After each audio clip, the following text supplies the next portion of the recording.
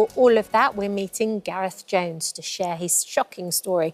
Over the course of 9 months, Gareth was subjected to physical, emotional and financial abuse by his girlfriend, Sarah Rigby. Earlier this month, she pleaded guilty to controlling and coercive behaviour, and she was given a 20-month sentence, suspended for 2 years. Gareth joins us now to share his story.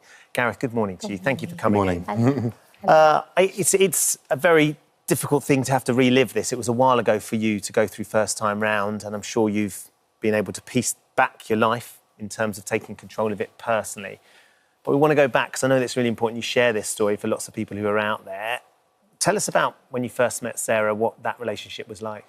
Well, obviously we met firstly online, and I mean, to begin with, everything is just as you would expect. I think a normal relationship to go. You just get to know each other, what your likes, your dislikes, just general in terms of a general dating relationship, and you go on a couple of dates, and everything seems to be just general to begin with, and just as if you were getting to know somebody, just as I suppose the online dating world is nowadays.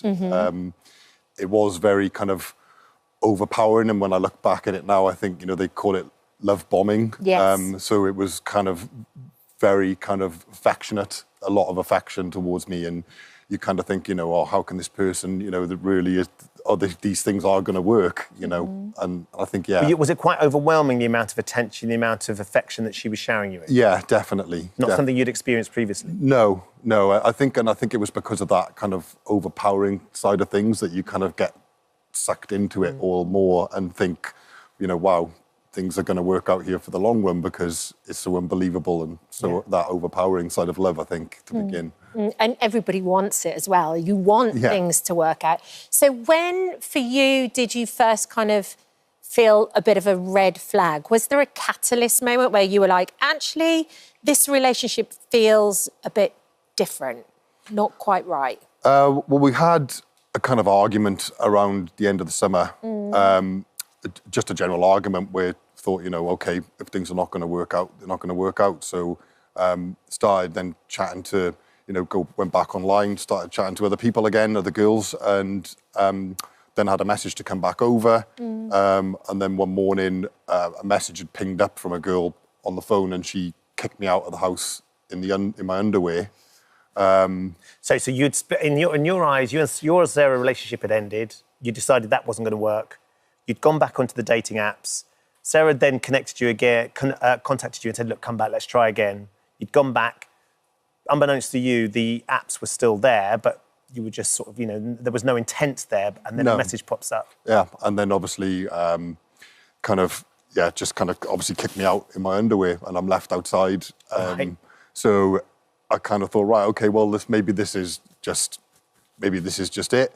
And then I get a message a couple of days later from her saying, look, maybe I made a mistake. Let's try and sort things out. And then obviously back from there, things were fine again for the next few months. So after she did that, Gareth, what made you go back again? What was it? Was it because you actually thought this could work, or? Yeah, I think so. I think because when, and I suppose as I've learned now, is that people kind of look at these vulnerabilities in people, and because I think at the time I wanted to make the relationship work, and because I felt, that we did have things in common, that it could work. So then you decided to move in quite quickly. You're living together then. When did it stop being irate about a message and throwing you out of the house in your underwear to the more coercive control, and what sort of things was she making you do? So when I moved in, trying about the end of October, November time, it was, I wasn't allowed a key.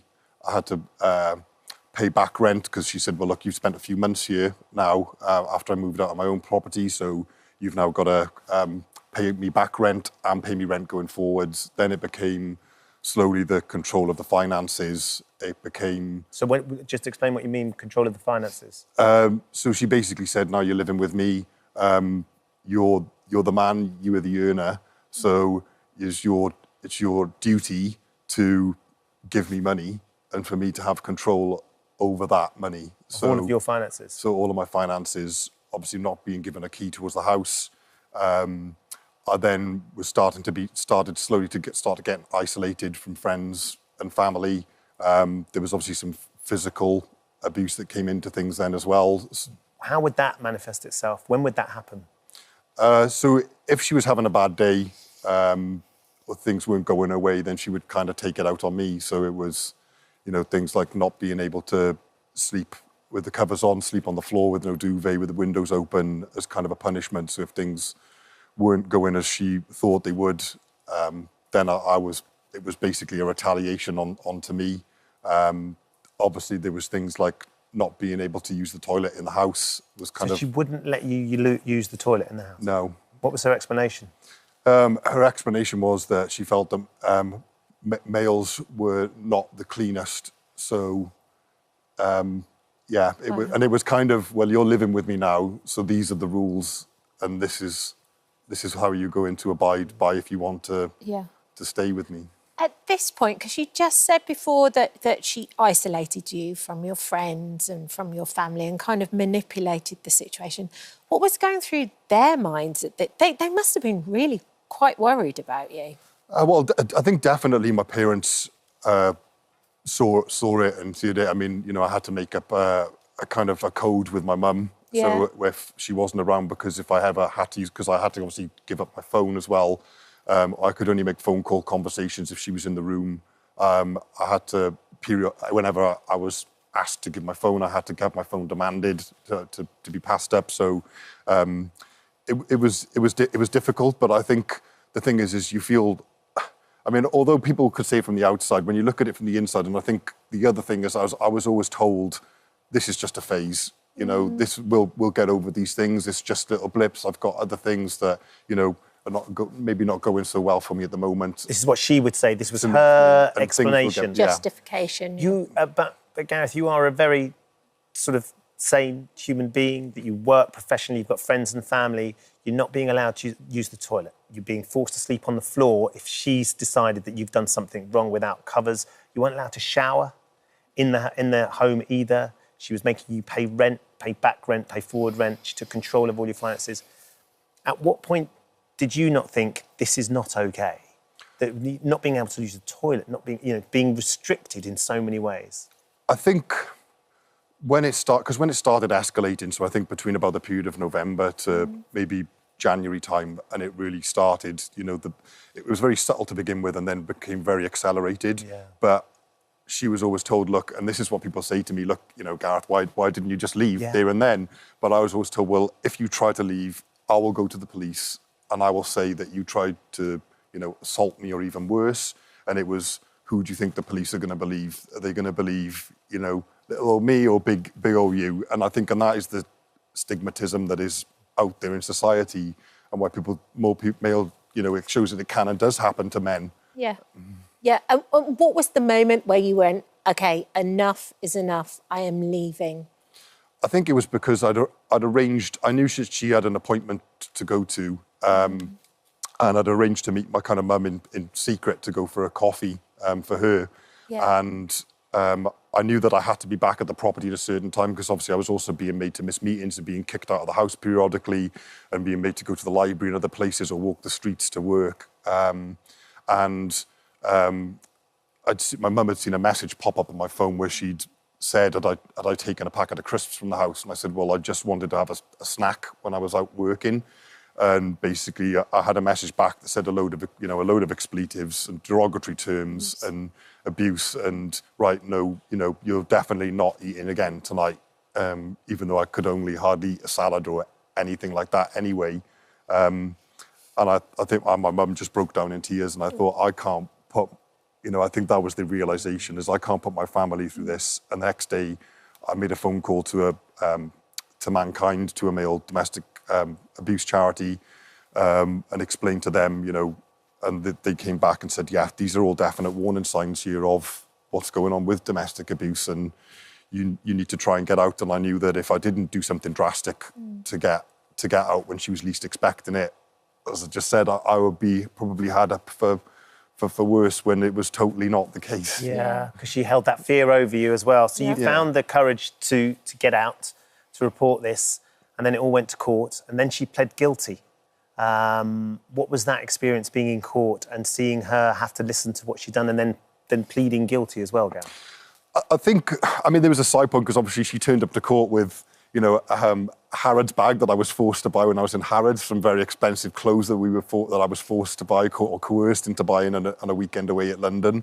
And she turned up to court, and I think it was trying to still have that control and that manipulation. And I thought, no, I'm not going to have this. You know, I'm going to stand up on the stand and go through the evidence and, you know, to see her plead guilty. I mean, I'm pleased in a way because it vindicates and it shows, you know, and the amount of text messages and emails and things, everything that I had, the evidence to document it. Because originally she tried to flip this all onto me.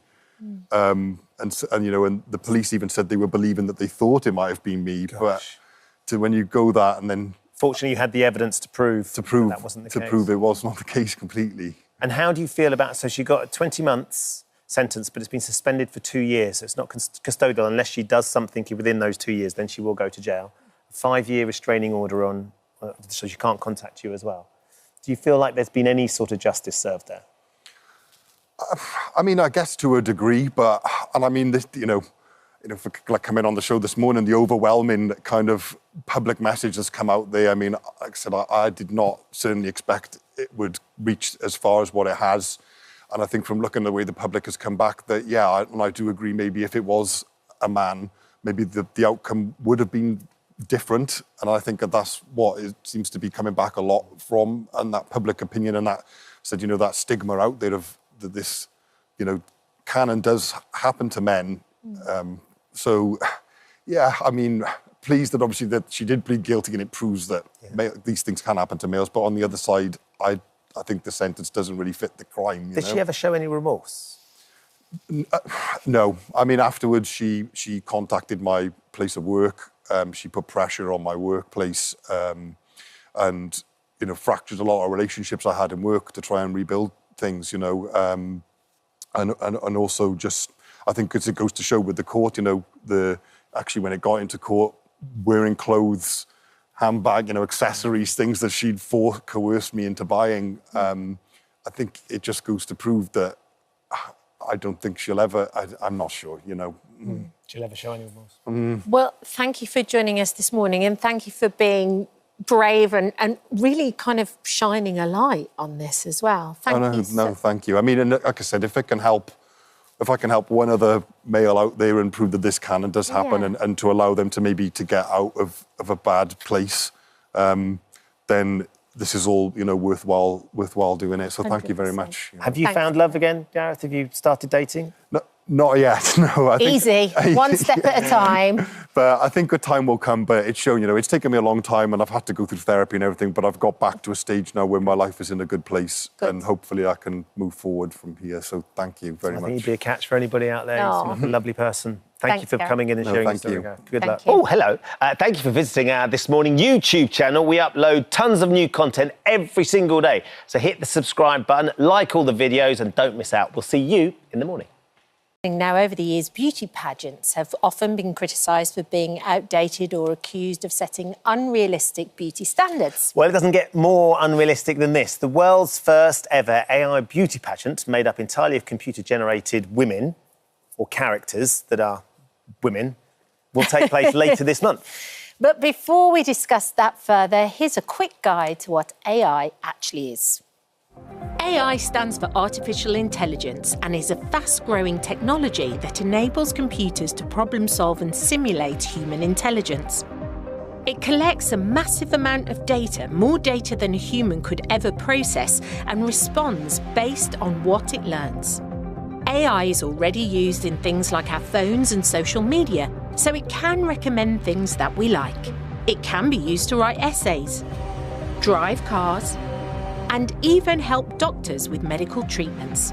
It's so popular that around 1 in 6 UK organisations now embrace AI technology. I genuinely believe that technologies like AI will bring a transformation as far-reaching as the Industrial Revolution, the coming of electricity, or the birth of the internet. But like those waves, it also brings new dangers and new fears. AI does raise concerns, with people worried about it replacing human jobs, invading our privacy, or spreading misinformation. Despite this, AI is becoming a bigger part of our lives as the technology behind it becomes more and more advanced.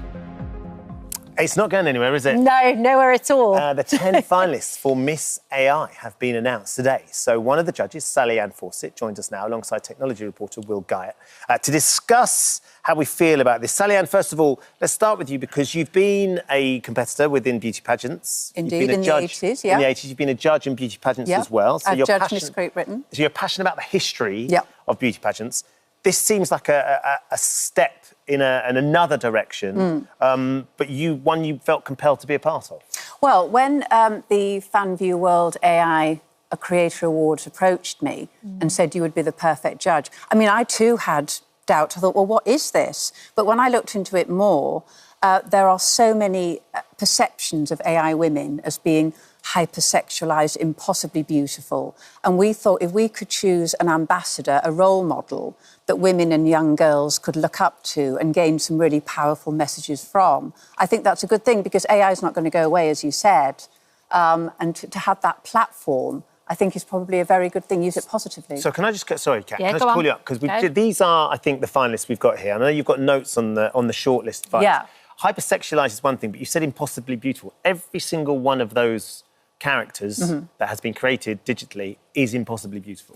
They are all beautiful. Like, they're all literally impossibly beautiful. But they have no flaws, they have no wrinkles, there's one with a few freckles, but they are all impossibly beautiful. In their own individual way. In their own individual way. Entirely my point and concern. Now, I find it very interesting that there's going to be this, this pageant, but young people already are struggling to work out what's real and what's not on the internet. Now, these will be clearly flagged, but if these are using generative AI techniques, they are trained on all kinds of hundreds and thousands and millions of images from magazines, probably including those ones that are airbrushed beyond your wildest dreams. So in my mind, you're starting from an unrealistic place. Now, I think AI is here to stay. I think there is a huge conversation to have about this. But for me, I don't feel this is really a long-term solution. I feel it's it's got attention because it's got the word AI in it. But I think I judge modern-day beauty pageants, and it's not just about the physical beauty. It's about the inner beauty. It's about the message that they're portraying. It's about the whole person. And obviously, these are not real women, but they all convey a certain message that I think people can relate to. So can we talk about that? The top left-hand character there. Do you know which one that is? Kenza. That's Kenza. Will you tell us a little bit about Kenza? She's got a following of 190,000. And I know it's amazing, isn't it? And she promotes women's rights in Morocco, where she was created, and female empowerment.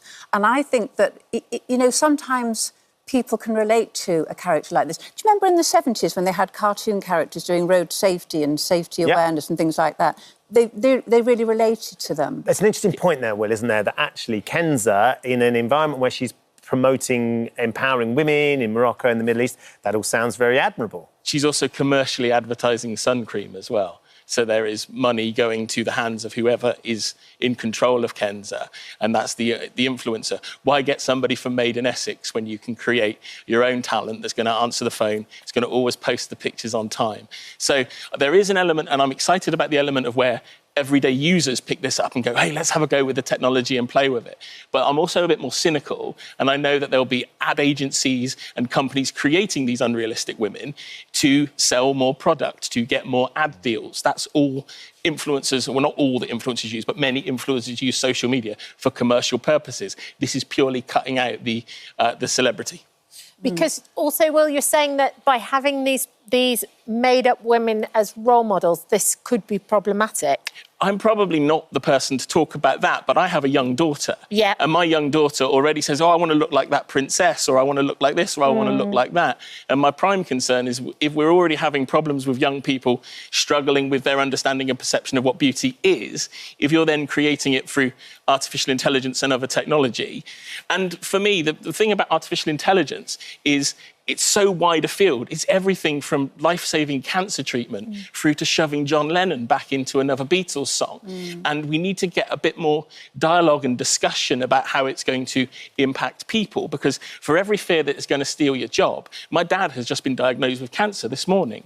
And I know that previously, for this technology, there'll be better technology for detection of cancer for people like my dad. And my partner, who has a rare kind of breast cancer, she got it a year ago. 6 months after that, they were able to detect that cancer years earlier because of new advances in AI. So there's lots to be said, and I'm worried that if we do too many gimmicky things with AI, everybody will turn off. And this morning I'm going to go, oh no, we've done 2 AI stories this month. We're not interested in talking about this really important advance in science. But I mean, to be fair, I understand what you say, and I think you've got to make a very good point. But this isn't gimmicky. There are AI women all over the internet, all over social media, and it's not just about the looks; it's about the message that they give. When we're judging, it starts with the looks, though, Sonia, does it not? But it doesn't. I mean, there is not one of those AI-created characters there isn't what you would class as unbelievably beautiful. I think they're not. Some of them are not stereotypically beautiful. You know, we think of AI women as being these, impossibly hypersexualised with tiny waists and what have you. But you have to have a really good... It's like in pageants. You're going to have a good-looking winner, but they have to be an all-round person. They have to have a message. But they're not real people. There's somebody in a studio has ticked the 5 boxes to, they save the ocean. They want to talk about the environment.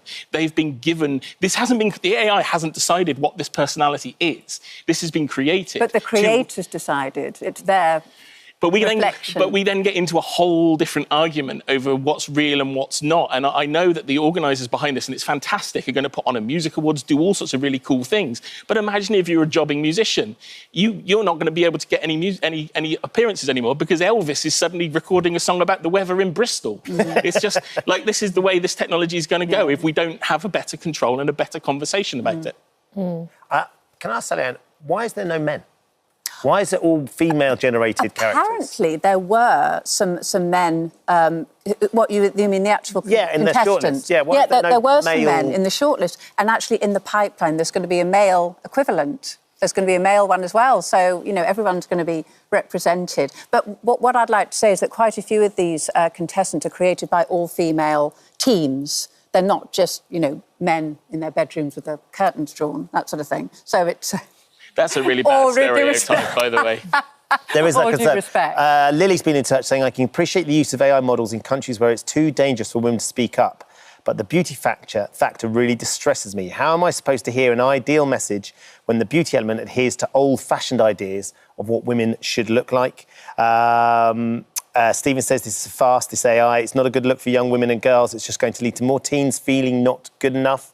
Ellie says... There's so many real-life examples of diverse women that young girls can look up to. There's literally no need to create fantastical fake versions that caricature their achievements. But they are being created regardless of this pageant or not.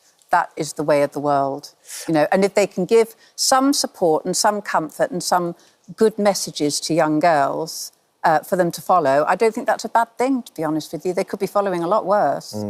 It is a fascinating subject, the subject of AI particularly, Will. I'm with you. You want to make sure that you can concentrate on all those bits as well. Absolutely. Thank you both for joining us. Thank you so much. Thank you for visiting our This Morning YouTube channel. We upload new content every day, so go ahead and hit that subscribe button so you don't miss out, and we'll see you in the morning.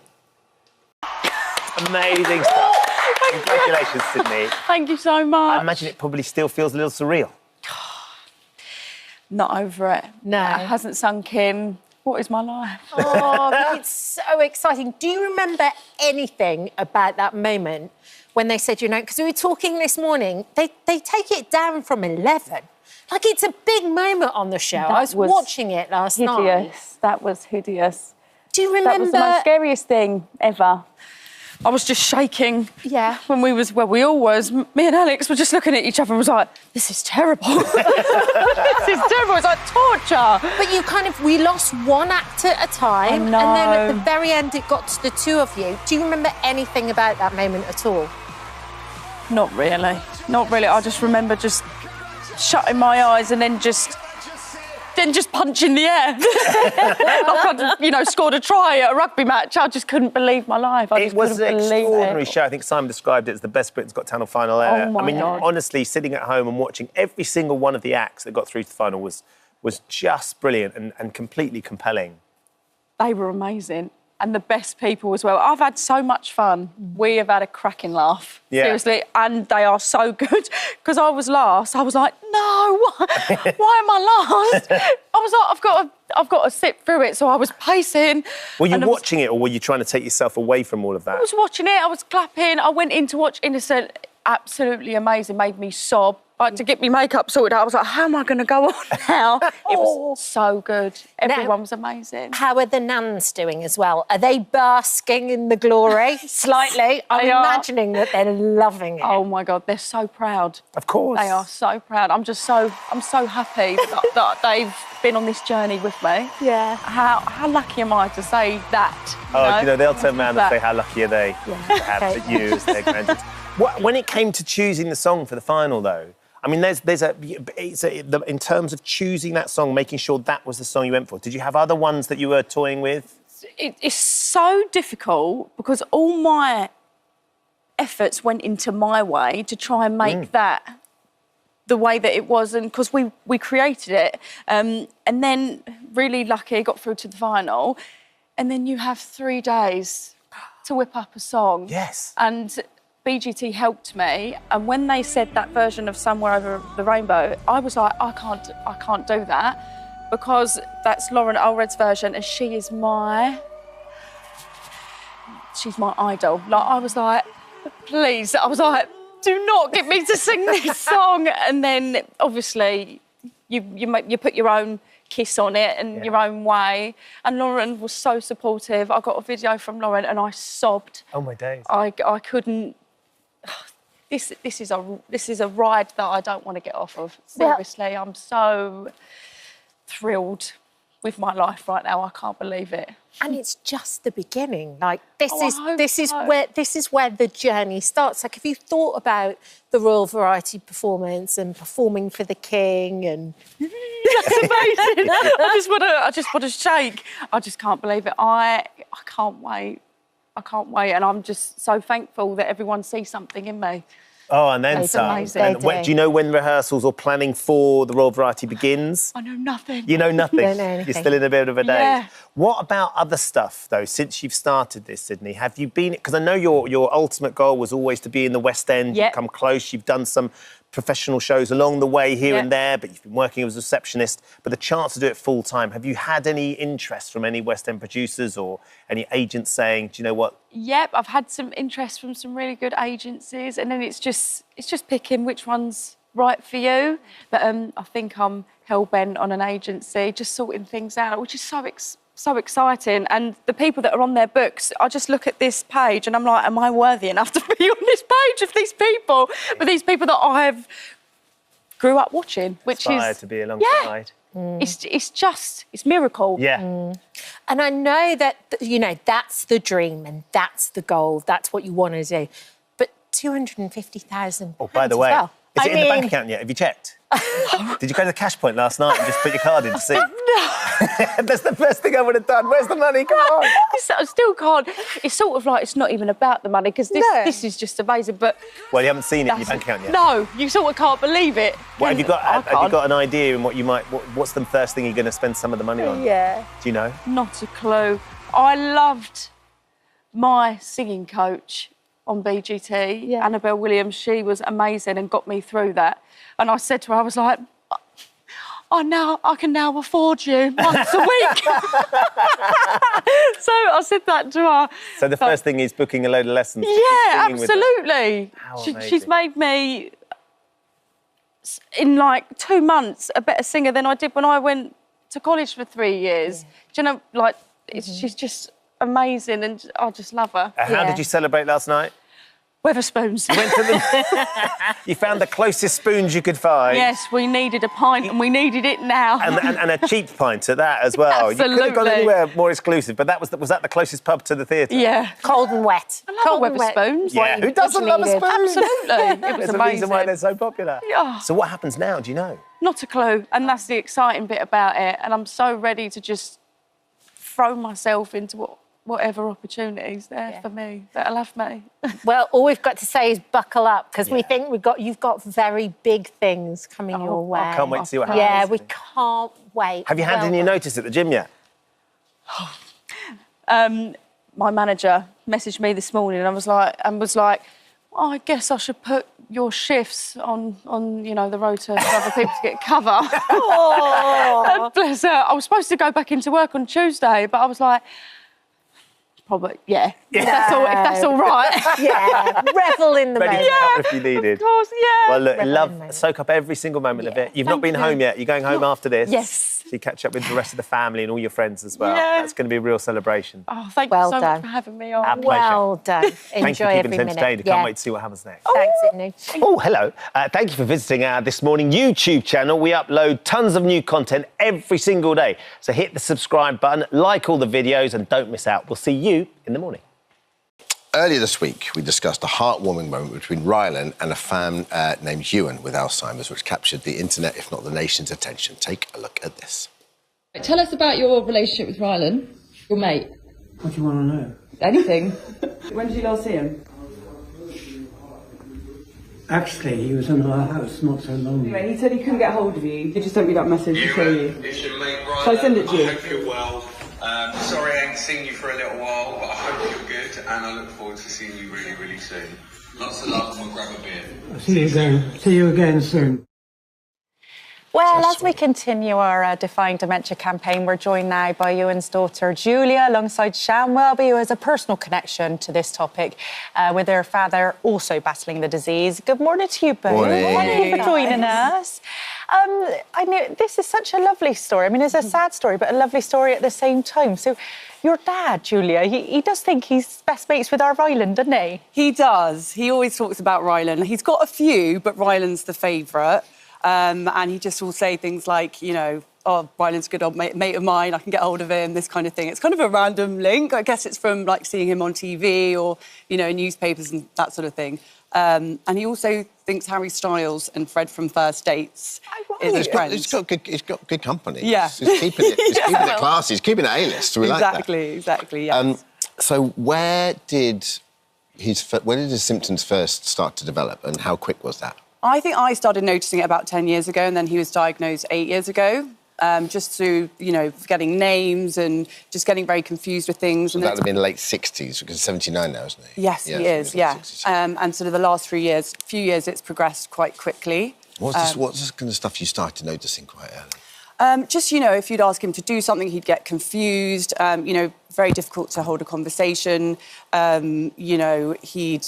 Just basic tasks, really, he struggles with now. And it's really challenging because my mum's his full-time carer now, pretty much, and he can't really do anything on his own.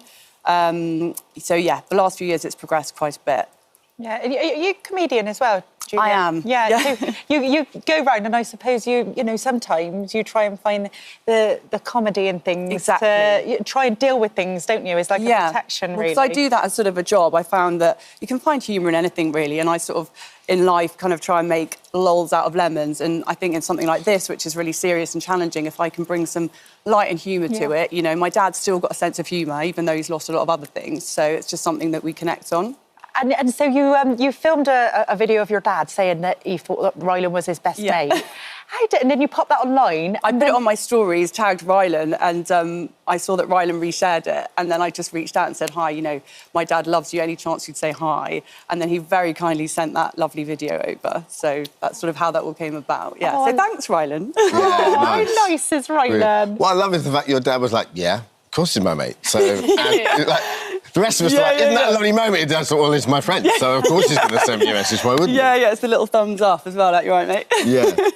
So sweet. And has he got any other mates? Like, so is Rylan Fred? So he thinks that he taught Fred from first dates how to swim. I'm not sure where that sort of confusion comes in, but we always just go along with it because I think at the beginning we'd kind of maybe say like, oh, you know, and I think that just confuses them more, you know, if you kind of correct them. So I always say not to correct people, really. Yeah, I totally agree with you there. I think that there is this whole thing of, at the beginning, because especially when you don't realise they've got dementia or Alzheimer's yet, you do start correcting them, and then it gets more and more confusing. So when I saw that video, I totally related to my dad, because I wouldn't correct him. He tells me all sorts of things that aren't true. I know that I bought him a jacket. He'll tell me he got it in Paris somewhere, and I just go, oh, did you? Oh, you know, and you just go along with it, because then the conversation can carry on, can't it? Otherwise it's could be very Does that...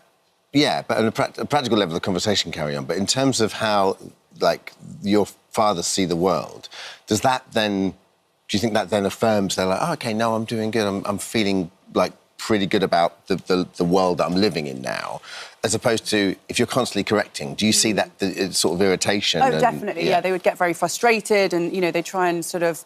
when they can't pinpoint what they're trying to say, I can see that he gets very frustrated. So I just think just go along with it. It's like you said, keeps the energy flowing. And... Yeah, I think there could be the odd thing you might pick them up on if he doesn't feel too... And then sometimes I go, oh, yes, Dad, you said that. And he'll go, oh, I did, didn't I? And that's OK, I think. I think it's a mixture of that nice balance so they don't feel embarrassed. I think there's a lot of shame, isn't there? Because there are moments when they're really aware that they're A, repeating themselves or B, not making sense. And it's a bit of pride that you don't want them to lose. Yeah. So you sort of keep that going, and then normally the conversation moves on anyway, and then you're like, everyone feels involved, don't they? 100%. How is your dad, Shan? Is he all right? He's doing so well, thanks. Yeah, I mean, like I say, it's weird, isn't it? Because when you find out they get dementia, it's normally a lot later than probably when it started.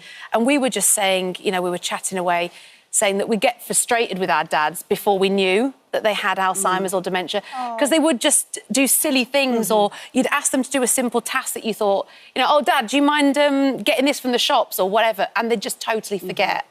And then you start realising, oh, I reckon he had it a lot longer. You know, my dad only got diagnosed sort of after COVID, really. Right. So it was late. I mean, you know, both your approaches just seem so kind of like fulfilling and life-affirming. So what advice would you give to people that are just watching us who might have just had that diagnosis in their family?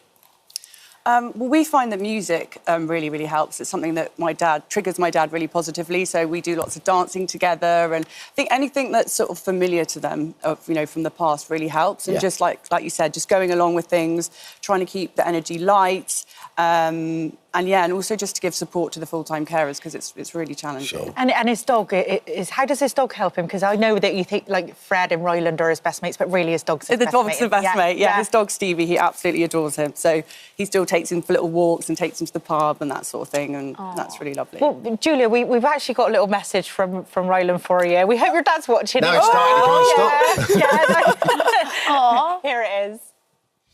Hi, Jules. It's Rylan. I hope you're well.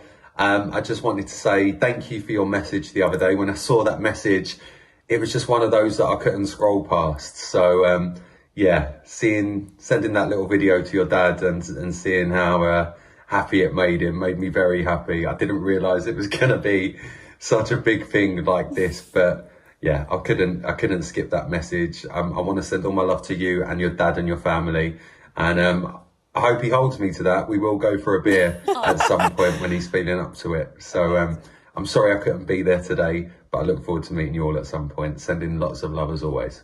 Oh, so nice. So and the thing is, what you don't know is Rylan now will become a friend of your dad. Yeah.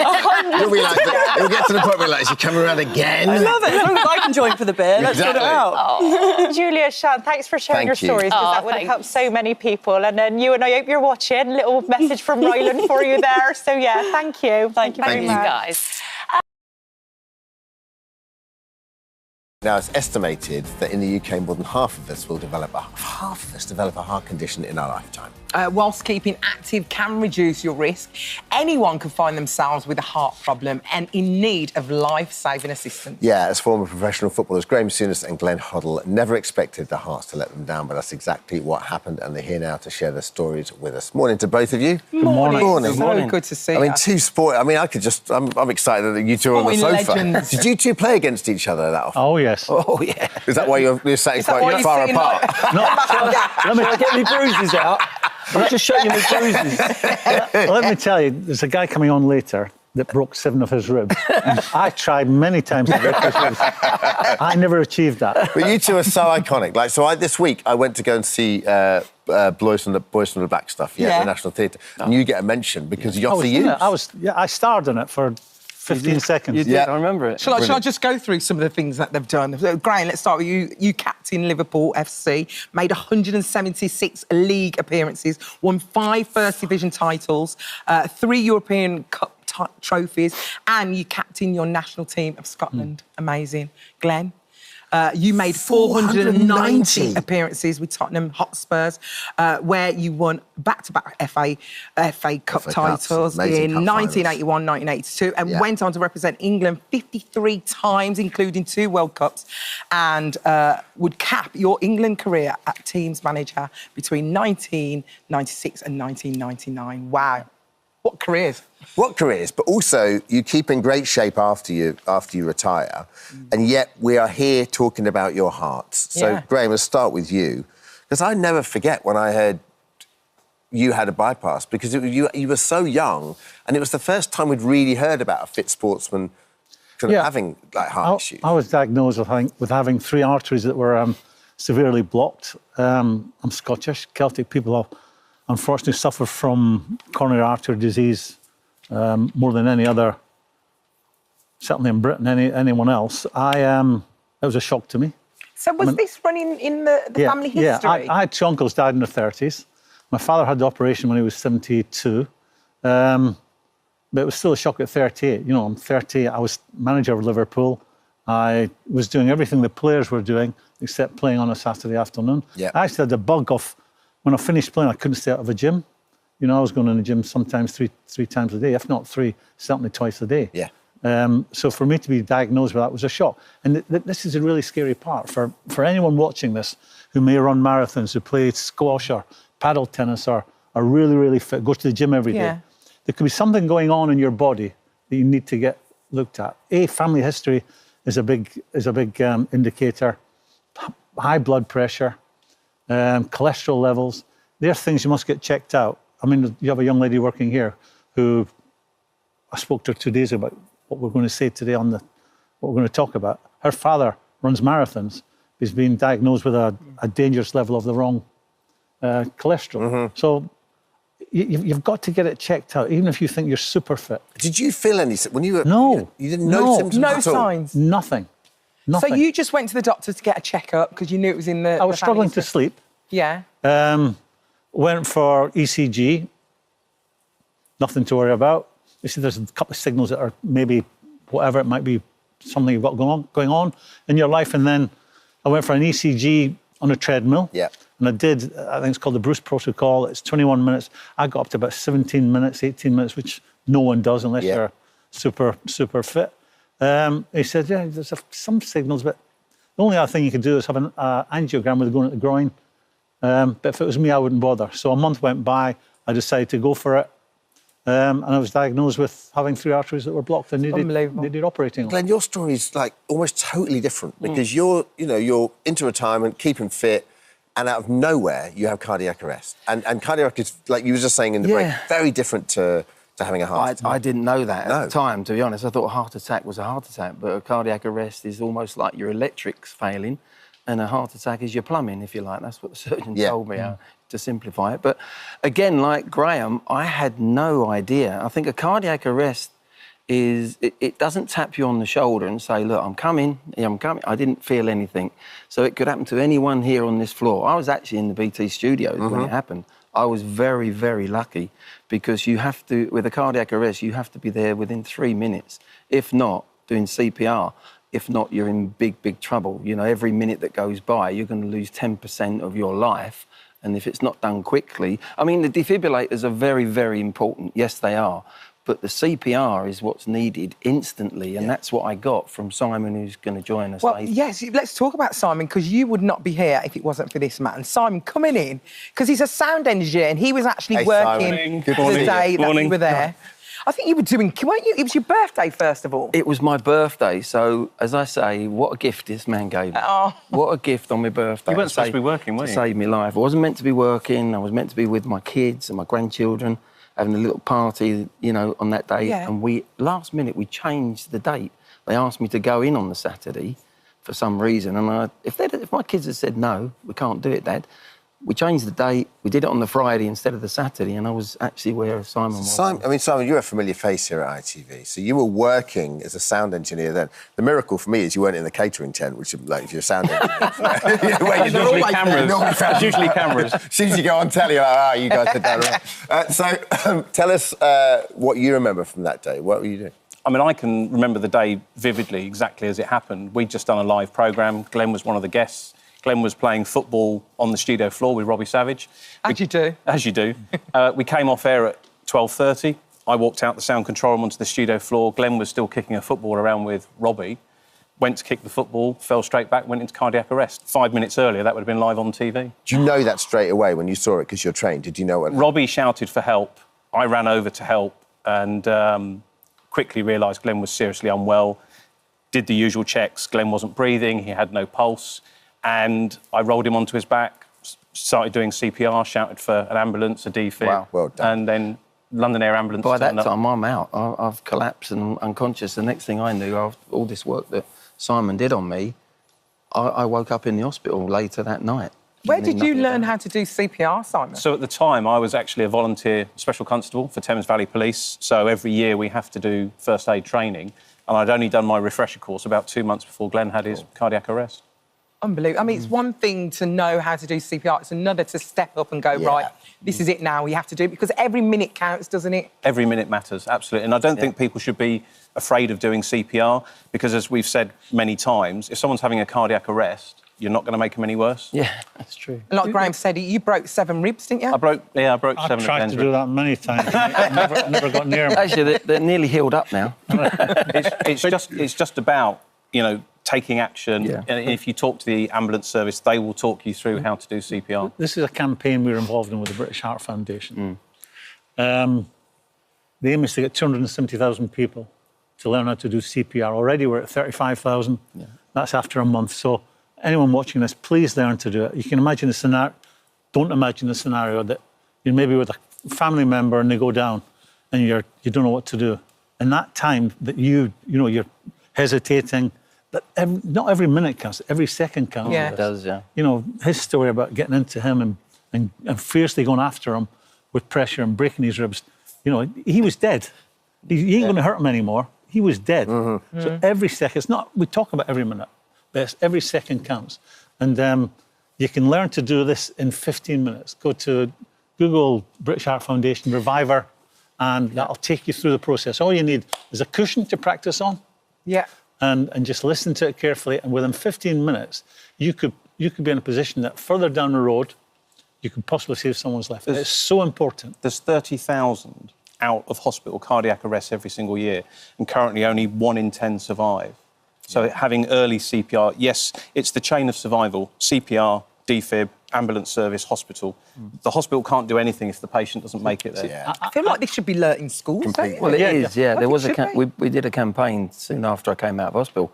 It was already on its way, but now it has been passed. And I think schools, because kids remember, don't they? It goes in and stays in. Definitely. They might not need it the year after they leave school, but in my word, at some stage they might be able to. And you save someone's life. And the British Heart Foundation are pushing this forward with the campaign at Wembley. Yeah. David Gillen was there, Tom Lockyer, Glenn, Graham. It's been supported by Sky Bet. They've donated a lot of money. I think the donation so far is like 385,000, which will go towards research. So it's really, really important that everybody learns CPR. So the British Heart Foundation's Every Minute Matters campaign, you want to train 270,000 people CPR over the next 12 months, right? There's 5 people have an out-of-hospital cardiac arrest. 5 people every 90 minutes.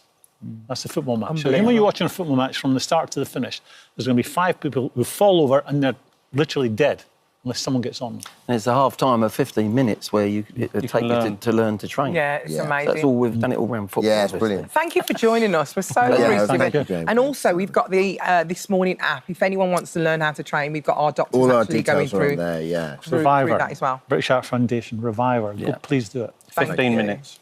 Hi everyone, just wanted to say thank you for visiting our This Morning YouTube channel. Now listen, we upload new content every day, so go ahead and hit that subscribe button so you don't miss out. And we'll see you in the morning. And Sam and Nia are joining us now live from Texas. Good morning to you Morning. both. Thank you, because I think it's about 5 o'clock in the morning out there, so thank you for joining us so early. You two, you've been together since your early 20s. You are very popular on YouTube. You've got over 2.5 million subscribers. You know, people love you two. You are like the fairy tale couple until, Sam, you were caught on this website for people that want affairs. How long were you on the website for, Sam? And did you come clean because you knew it was going to come out, or would you think you would have always come clean?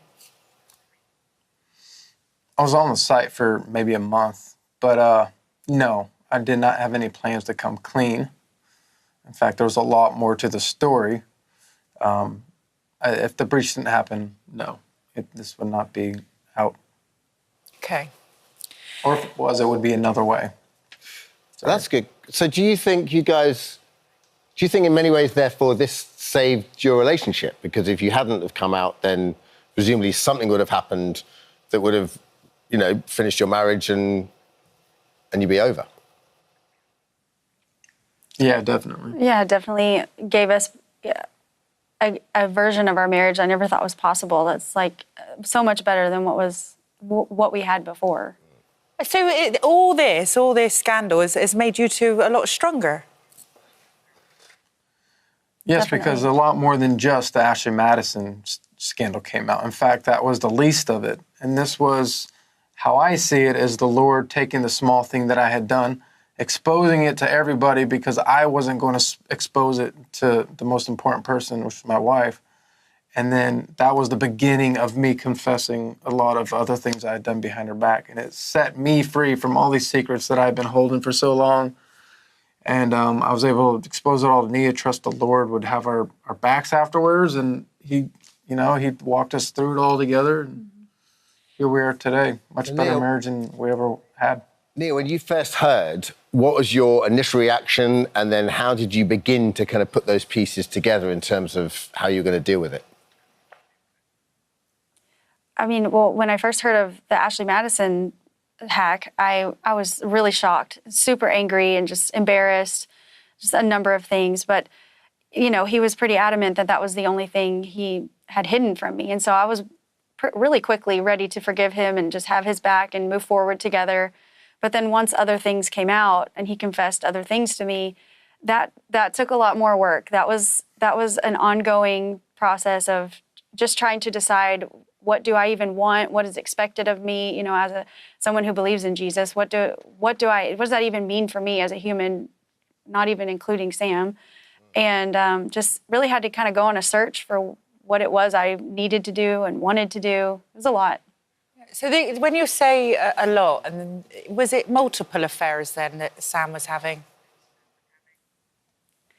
Yes, multiple emotional affairs and a few different physical things, Okay, and how did I'm sorry, because it seems so intrusive, but you're on this show, and how did your friends and family react? Because it's a lot, isn't it? Yeah, it's actually pretty crazy. My oldest brother was keeping our family text updated on all the things Ashley Madison, on the impact team, the hackers, and what they were threatening. And he was like basically counting down the days and saying, will the impact team actually follow through on their threats and expose all these people, all these cheaters? And I'm just reading these texts from my brother in the group. I'm like, oh my gosh, I'm going to be one of these people. My brother's going to be shocked. And he was. I had to call him and told him that I was in that dump, and he was absolutely shocked. It actually took me quite a while for me to convince him that what I was saying wasn't a joke. Okay. Well, listen. Yeah, and for me, it was like, Sorry, Nia, go Sorry. ahead. Sorry, Nia, go ahead. Oh no, I was just, it's totally different because my family and friends found out obviously like kind of with the public because it was just, the dump happened and then everybody knew about it. And so it was pretty shocking for everyone. Well, listen, mistakes were made, but obviously you guys have patched up and you got it together in a better place now. Sam, what were the first initial steps? How did you go about winning trust and proving to Nia that, you could be trusted and you are the right person for her to spend the rest of her life with? It first started with the confessions and exposing to her all the struggles that I'd had all my life that I'd actually wanted to express to her from the very beginning of our marriage. But I never felt I was able to do it. So it started with the confessions, and it started with knowing that I had no right to try to leave this marriage, to give up on the division I'd caused between us. And all I knew to do was just make myself completely available to her, continually express my love to her, and continue to just open my heart to her in communication day after day after day, answering any questions she might have, and setting very strong boundaries to make her feel safe during that period of time. It was a long, difficult ride. It wasn't done perfectly, and I also had brothers in Christ all around me helping me do this because I definitely could have done this on my own. Sam, if Ashley Madison had not been revealed, where do you think you two would be now? Well, I believe in the providence of the Lord, and I think we'd still be sitting in the same spot. Maybe not on the news, but I think we'd still be walking in freedom together from those secrets. I had a very close relationship with the Lord, but I was on my YouTube channel confessing that I was a Christian, and of course I was, but I was also holding the secrets in, and God is very clear, He will not be mocked. And I'm over here, showing what a Christian life looks like, yet I'm hiding my deepest struggles. And that ate away at me for the past several years, which is one of the reasons I got on the documentary. But I think we'd still be sitting here in freedom. Well, Sam, you have learnt the hard way, and you've written a book, Public Scandals, Secret Vows and Restored Heart. So do you hope that, your story can actually save other marriages? Yes. The book is actually called Sam and Nia Live in Truth, but you want to answer that? I definitely think that if someone is sitting right now where I was sitting 9 years ago, I wish that I had found a story like ours back then. Like, it would have given me so much hope. And if even just one woman or man can find freedom or hope, or, a light at the end of the tunnel through our story, then everything that we've walked through so publicly will have been worth it. All right, well, thank you for sharing your story. It's quite brave of you to come in. And as I say, Sam, you have learnt the hard way. And, good luck with everything. Best of luck, guys. Yeah, good luck with the book. Thank you. Thank you. Thank you. Thank you so much for visiting our This Morning YouTube channel. We upload new content every single day, so go ahead and hit that subscribe button, and we'll see you in the morning. Before that, we are joined by two incredible teenagers. Freddie Corbett and Harley Hollingsworth have been held heroes after they bravely risked their own lives on last Saturday, to save a suicidal man. Yeah, and they're joining us now in the studio with Freddie's dad, Billy, to share their incredible story. Hey, guys. Thank you for coming in. I mean, Freddie, Harley, your lives changed literally 10:30 on Saturday night. Freddie, can you take us back and explain what happened that night to us? Well, me and my mate Harley were on his way home, catching last train home, and we saw a man sleeping in a sleeping bag. It didn't look like he were all right, and I heard a train coming, and he wandered over to the tracks, and he got on the tracks. So I walked over and I said to him, "What are you doing?" And he said, "I'm killing myself tonight." So I jumped on tracks, he pushed past me, started walking towards the train, and I said, "No, you're not doing that, mate." And I picked him up and I chucked him onto the side, got Harley to come over. We dragged him over to the shelter, pinned him down for about an hour until help came and spoke to him about what's been going off. This is it, because it's one thing to help someone, but you physically had to restrain this guy, right? I know. So when he pushed past you, what were you thinking? I was just like, I can't let him die. Like, I'm putting myself at risk, but like, it's not just him, and it's not just me. It was train driver, everyone on train and everything. People can be traumatised, and it just ruins people's lives. And obviously, everyone deserves a second chance at life. And Freddie, were you when you and Harley were just sort of sat on on the station? Pretty much, you're the only 3 people around the platform, right? There were me and Ali, and then there were 2 young lasses, and I think they spoke to the train driver after. Yeah. He stopped, obviously, and he said thank you for obviously what we did. But so did you clock quite early that this guy was going to do something to endanger his own life? Well, it definitely looked like he were in a bad state, so I was kind of thinking about it, but then I saw him wander over to the tracks and I thought, no, don't do nothing, don't do no daft. And then he did it. Amazing awareness. My heart dropped. Yeah, I bet. And when Freddie went down onto the tracks to get him off Harley, you know, he initially didn't want your help, did he? But did you then have to go in and help him onto the tracks, Harley? Yeah, I eventually got on tracks with him, but I didn't even know where he'd gone at first. I was too busy on my phone, and then I looked up, and he was already on tracks. On his phone. Harley, how can you be that distracted when your mate's down on the tracks? Freddie, when you were... I mean, you know, we've all seen this play out in movies so many times in some way, shape or form. Is it like it is in the films? Are you seeing that train come towards you? You just... You don't think. It's just natural instinct. You've just got to do it. Can't think. You've just got to do it. Yeah. Just got to help him.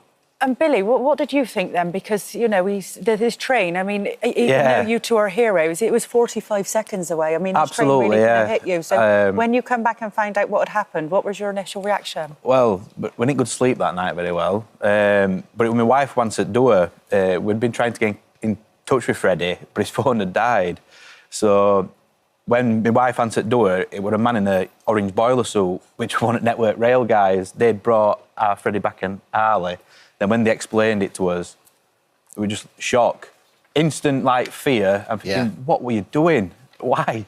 But then, as the night progressed, and then when we woke up in the morning, like I said, I think Gary, he posted something on social media, and it just started sinking in then what they've actually done. And it was just like, I just can't get over it. And it just keep getting prouder and prouder and prouder. Right, because you've got these 2 feelings to reconcile as a parent. Yeah. One, I can't believe you put your life at risk. This is your everything, isn't it? Absolutely, yeah. And then the second time, like those values and morals that you and your wife and your family have instilled in, and they're playing out. You must be so, I mean, I feel crying now. You must be so proud of it. Yeah, there's been plenty of tears. So Gary was the one who knocked on your door, and Gary was the reason why you 2 have gone viral, because he said he got called out tonight to a male with intent to self-harm on the railway, and these 2 lads were his angels. As kids get a bad press with humanity, and like these, the lads have shown tonight. We are in safe hands. I can't speak highly enough about them. If you see them, buy them a J2O, because they're not quite old enough to have a pint yet. Like, you know, you've gone viral for being heroes. How do you feel about that? It's a big title, isn't it? It's crackers. It don't feel real at all. It don't. I still feel like I'm dreaming. Feel like I woke up from Saturday night. Do you feel like heroes? Well, for me, when it first happened, I didn't think it was as big as what other people thought it was. I just thought it was just another day. I'd do it again in an heartbeat, every single time. And you stayed with him for an hour as well, right? Yeah. After that initial period where you stopped him from killing himself, was there? How was the interaction then? Were you able to talk to him and kind of calm him down? Yeah, I were in bits, me.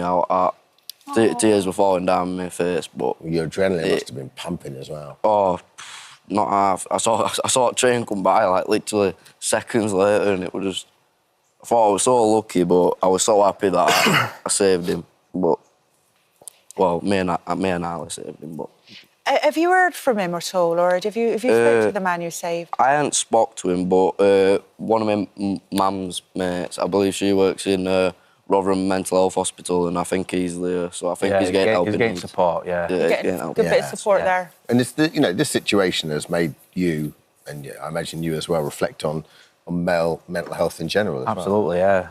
Yeah, it's a big thing. I mean, it's so unspoken. I don't talk about a lot of my feelings, and I know it is difficult sometimes. You want to, but you just feel like you can't. You feel a bit ashamed. So you've seen somebody, you've saved somebody at their darkest hour. Like, has it changed the way you think about mental health? Like, what are your views on it now? Well, it just makes me think that you don't know what other people are going through. You should always ask. You should always check up on people. You should always check up on your mates. Even people who you don't know if you think that they're going through stuff. Especially men as well, you know, they seem yeah. to chat less than women, Yeah. don't they? And Harley, what are your views on mental health? Because you've rescued this man from probably the darkest period you'll ever see somebody in. I just think men need to speak out more, and that it's all right not to be all right. Yeah. And that you need to just talk to people, talk to others. And has it changed you as a family? I think, yeah, it's like at minute, if he don't tidy his bedroom, I feel like I can't shout at him or tell him off. So it's like... Freddie, you just bought yourself a free pass. I know, he's got that many free passes at minute. I'm like, I don't know what to say to him. And so... Well, it's all right. Yeah. I've got him a couple of days out in London, so it's all right. Yeah, nice. And so, Billy, you must be very proud, obviously, because... Absolutely, yeah. And we see it so many times on this show. Your generation are kind of demonised as, you know... Yeah. And just seeing you two, and I'm sure there are, you know, there's obviously countless other kids like you up and down the country. That's it, yeah. It's, I mean, like I said, Freddie and Ali, they're both really alike each other, do you know what I mean? Talking to Dale, Ali's dad, a lot ever since this, and they're like two peas in a pod. Everything that he talks about Ali is what Freddie does as well. But then, regards to other people's personas on lads, they can be just taken out of context because of maybe what they wear or where they knock about or what they do, and it's just unfair. And it's like, even at school, we'll get a text message saying, Freddie's this or Freddie's that, and I'm like, well, no, to be fair, look at that post, that's my son, that's Freddie, that's what he's about. You know what I mean? Lovely. Great character. Now, you might think that these guys have had their fill of adrenaline. Yeah, but we have spoken to our friends at Alton Towers for you because we found out that you are both adrenaline junkies and they'd like to reward your bravery with the ultimate VIP experience. I've had one of these VIP experiences. They're incredible. You don't have to queue. They're including tickets, express parkets, platinum fast tracks for all the rides, a VIP host for the day, unlimited drinks, meal vouchers and a VIP merchandise and unlimited rides. And photos. Boom. There we go. There we go. So have a lovely day at Alton Towers. Freddie's like, give me another week, man. I'm done. I just need to sleep. Give me a break. Well done, guys. Well done, Lovely to you meet you. two. Great to meet you thanks two. for sharing your story. Thank you. And you, Bill, thanks, Thank you so much for visiting our This Morning YouTube channel. We upload new content every single day, so go ahead and hit that subscribe button, and we'll see you in the morning. Before the competition, we were discussing the idea of marrying yourself, and guess what? Our next guest has done exactly that. Yeah, Rebecca Holbury spent her whole life looking forward to her wedding day. But when men kept failing her to ask her to get married, she took matters into her own hands, and she joins us now to explain more. Good morning, Rebecca. Morning, Rebecca. Thank you. You look absolutely stunning, by the way. Thanks for That having dress me. is gorgeous. Where did this start? I always wanted to get married. Yeah, I did. You're married. Yeah. Congratulations. End of. Had the day. So were you in a long-term relationship that just didn't work out, or what? Yeah, well, 11 years. Yeah, And I'd given him an ultimatum. I really wanted to get married, and he didn't. So just dilly-dallied. Yeah, and after a little while, sort of limped along for another year, and then eventually sort of. Are you one of these people that have been planning your wedding day from when you were like a little girl? Absolutely. So while we were together, after about 6 or 7 years, I thought it was pretty much on the cards. All of our friends got married in sort of a 12-month period. And I had a Pinterest board, I had spreadsheets, kind of organised everything I needed to buy, make, do, and I designed the dress. You designed this yourself? I did, yeah, I drew it. I just sort of drew loads of little different sketches and I really wanted a shorter dress. And I wanted a blue under hem and the Vivienne Westwood shoes. So I kind of had it all planned out, yeah. So you had it all planned out, you've designed the dress, like, you know, nothing was stopping you, not even not finding a partner. Exactly. And I just, after a while... Do you think the fact that you've married yourself now might put, like, men off in future because they might think you're already married? I don't know, maybe. I don't really care. I love the idea of their first date, though. So tell us about your dating history. Well, I am married to me. But, you know, anyone worth their salt's going to take that on board, aren't they? I didn't have, like, an officiator or a celebrant or anything like that. So it's not legally binding. And loads of people get married twice. You don't have to divorce yourself to get married. Fine, it's going to be fine. Right, tell us about the big day. Yeah. How did it happen? How did you marry yourself? So I spent all day getting ready because it didn't start until sort of 6. So all my guests arrived in the evening and they knew that they would have to, just like a traditional wedding, they would kind of get to the church and wait for the bride to arrive. So everyone else was there, and then I made my big entrance at 7, and I just sort of like burst into the room. I couldn't believe it. All of my nerves just like vanished and disappeared. Everybody was in such good spirits. Everyone was cheering, clapping, laughing. And I did a short address. I did a little quick speech at the beginning just to kind of explain why we're all there and what was to be expected. Because people don't know how to behave at a... They know what the rules are, the social conventions at a wedding. Yes. But a fake wedding... Yes. Less so. Yes. So it kind of set the tone for the evening, and then it was just the party was in full swing. Did you get into the part? Did you like not see yourself before you put your dress on and then put your dress on? I did try to really hide from people as they were coming in. So my brother-in-law was my best man, and he had the job of making sure that everyone was kind of in their seats and seated and ready for me to come in.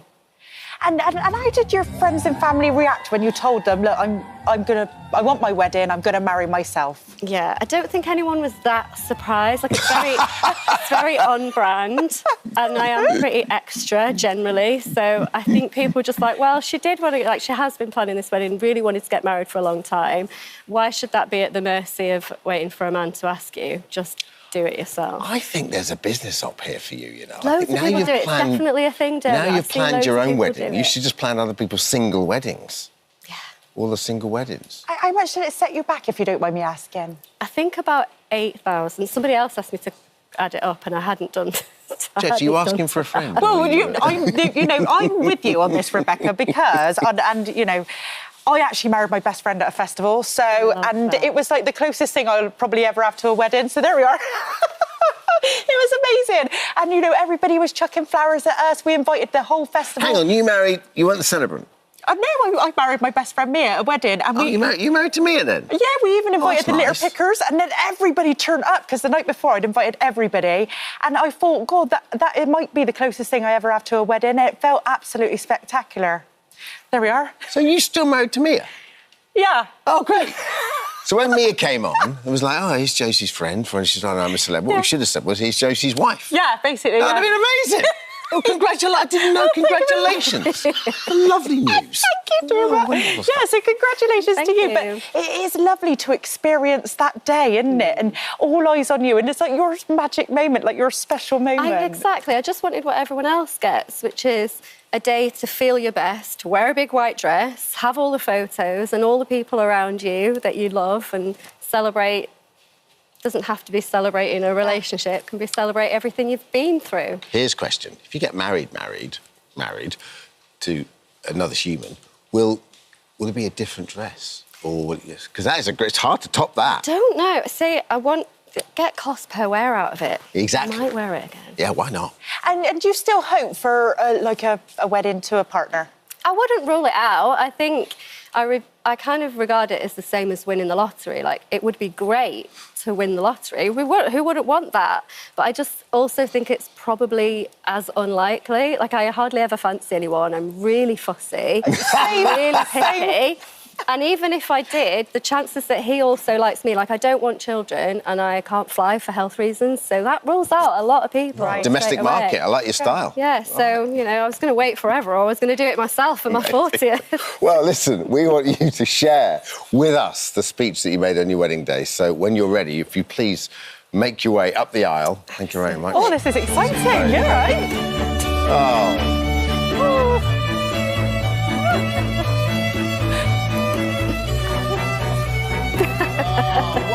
So nice. Look, friends and family with you there.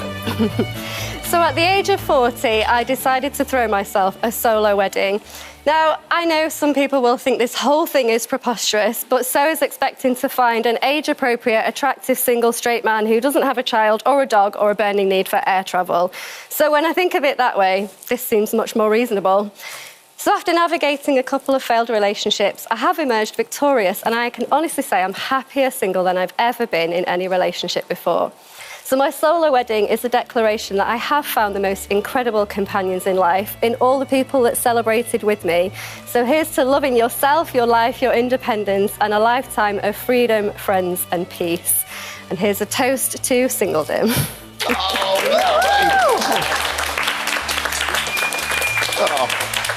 Oh, that was lovely. I've got some wedding favours. I had some wedding favours left over. Thank you so much. You can put them straight in the bin, but these were my wedding favours. Because you had a Glastonbury themed wedding, didn't you? You chuck the bouquet, should we turn around? Oh, yeah, chuck the bouquet, chuck the bouquet.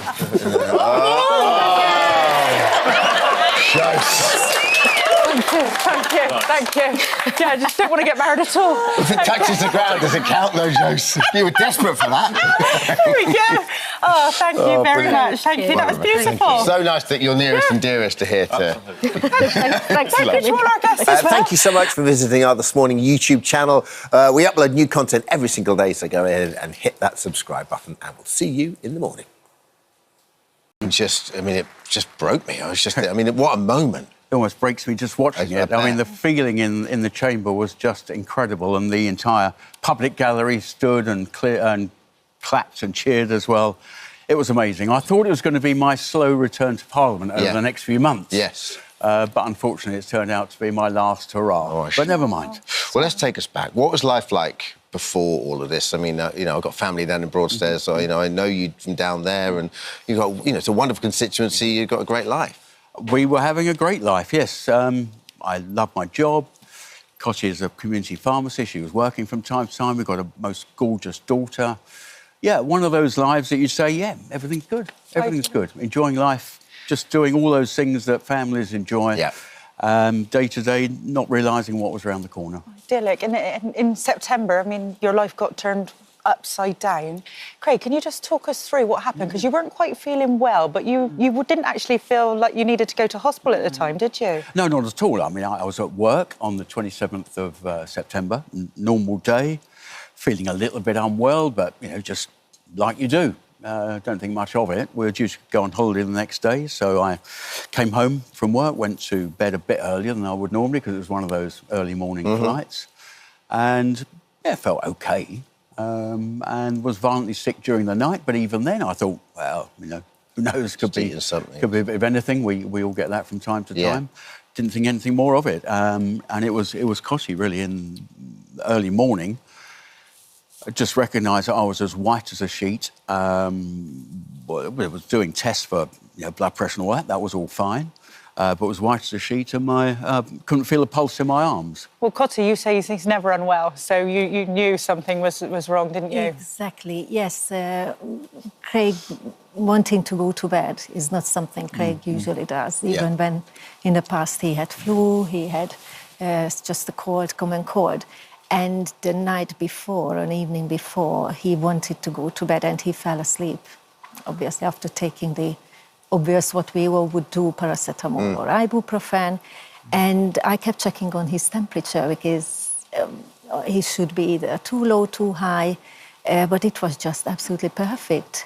And we woke him up about 8:30 when Olivia was ready to settle in bed, just to say night-night. And by then I saw that again, he's just really not perking up here. And he just wanted to sleep, which is again not Craig.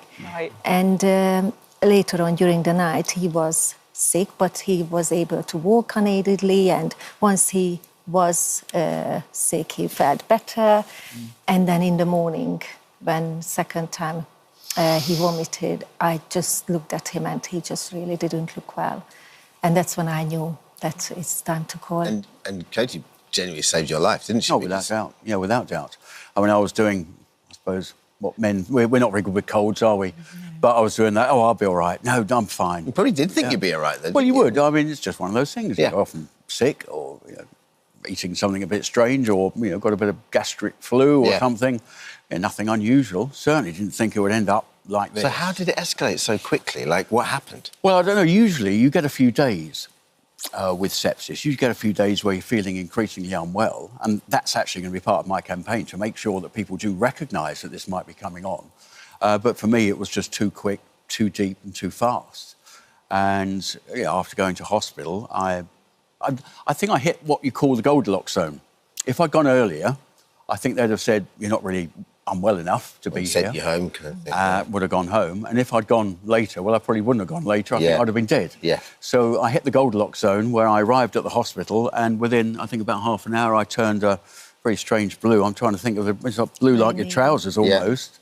Ears, everything. And they recognised this is a septic septic shock that I was going into, and then taken to recovery, put into sedation, coma, and then Koshi would remember the rest. I'm out for the next 16 days, kidneys packed up, liver failing, the classic going downhill, possibly towards death. Koshi, you must be making...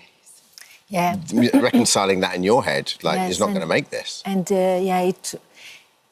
it's always hard to talk about it and live through again those first 48 hours. So we got to hospital just after 9 o'clock, and by 1:30, Craig had to be intubated, so put on ventilator.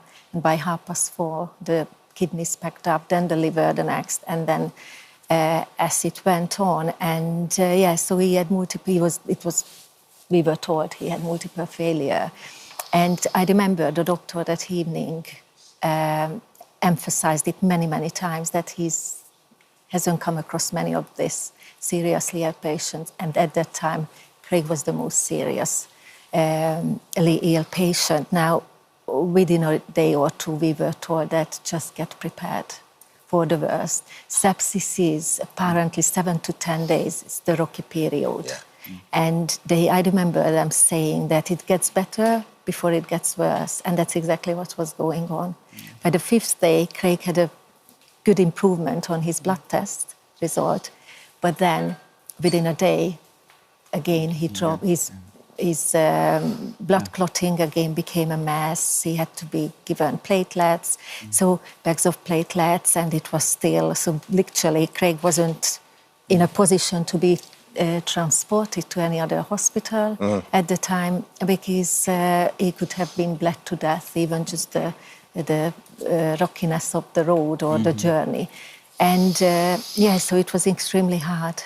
But once he was showing sign of, even though he was sedated for 16 days on and off, actually after 7-8 days, they started to reduce the sedation.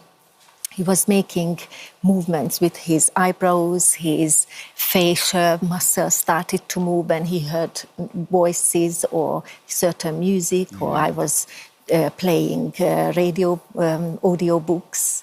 So, and he was communicating. That was wonderful. So by after 16 days, I could not imagine what those 16 days would have ever been like for you. And then, he's woken up. But then when did you realise that, amputation was on the cards? That was probably 8 to 10 days into Craig's illness, we were told. And we saw the discoloration on his toes and fingers, but really the finer digits rather than a thumb. But interestingly, both thumbs were very quickly showing that they weren't getting the good enough blood supply there.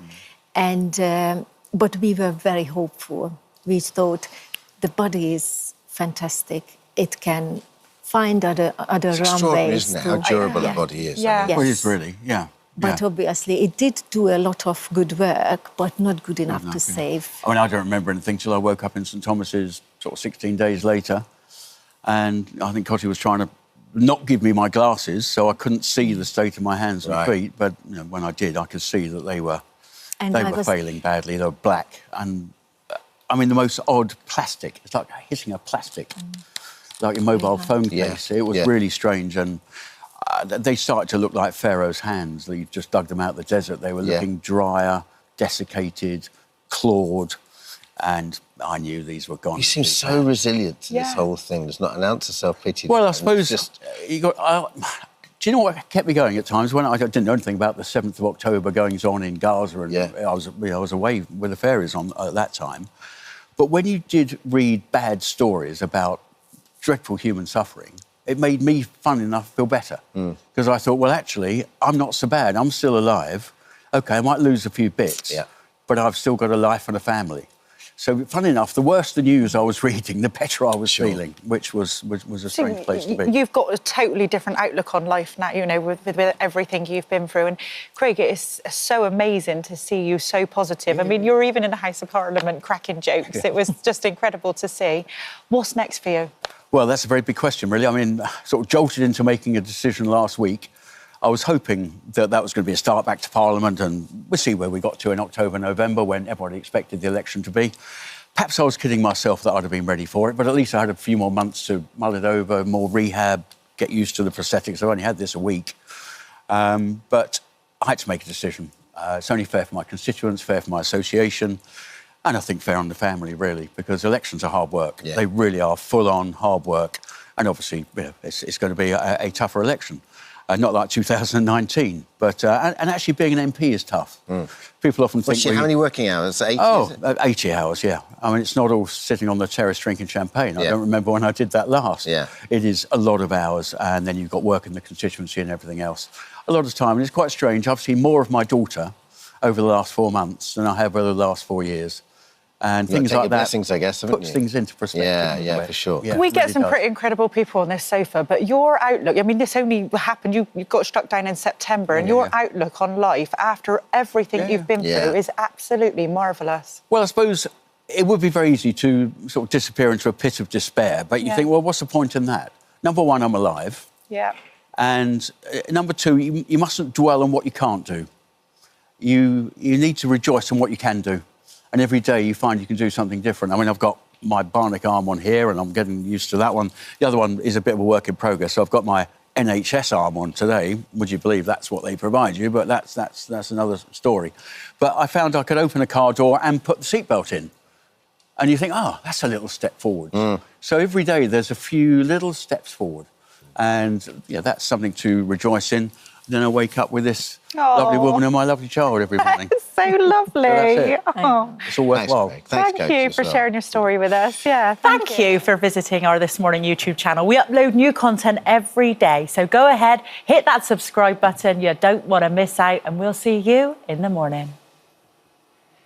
Now, are you prepared for the end of the world? Happy? Well, last week the government advised us all to have at least 3 days' worth of food and supplies in case of an emergency, such as a natural disaster or a pandemic or a power cut. Well, there are some people known as preppers who have been stocking up on essentials for years, and they're ready for anything. Psychologist and mum of two, Dr. Sarita Robertson, is one of those people and is months' worth of supplies for her and her family. Yeah, we're going to be talking to Sarita in a moment. First, we can go live to the biggest prepping shop in the UK to speak to its owner, Lincoln Miles. Morning, Lincoln. Morning, thanks for having us on. Oh, mate, thank you for having us, and thanks to your friend there as well. So listen, where do we start? How did you end up with a prepping shop, with a prepper shop? I mean, we've been going 10 years now. We was the first prepping shop in Europe. The concept's been huge in America for sort of decades, so we sort of realised there was a huge gap in the market and people quite simply wasn't prepared. So, we brought the concept over to Europe about 10 years ago and we've just been pushing the message out ever since. Yeah. Well, Lincoln, you know, back then, 10 years ago, I bet some people actually laughed at you, but who's laughing now? Because business has been absolutely booming for you, hasn't it?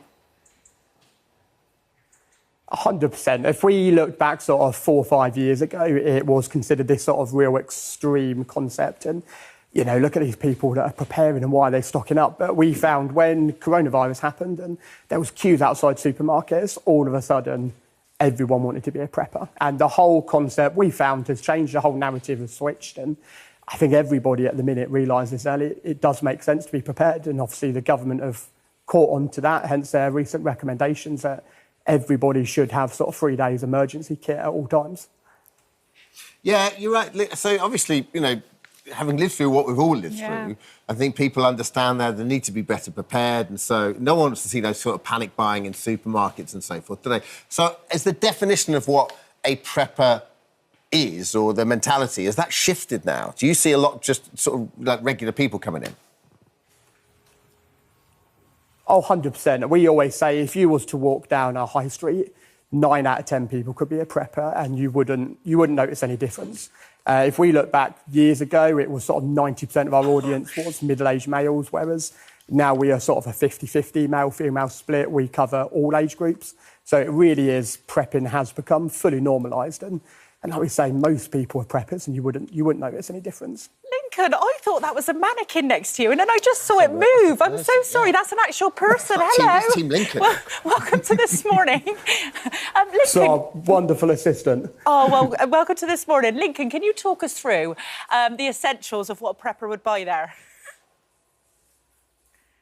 Well, look, the essentials we always start is food and water. Without food and water, you're not going to be surviving any emergency. So we sell, for instance, these are wet meals. So these are military MREs, they're called, meals ready to eat. And we sell these in huge volumes down to single meals. We sell month kits up to 3-year kits on a pallet. But food is essential, and we would always recommend everyone keeps a month worth of food at all times. We sell things like big water purification, lifesaver jerry cans, where you can drink, if you think of the worst, dirtiest, most infected water, you can run it through that and your family can drink safe water at all times. We sell self-inflating sandbags.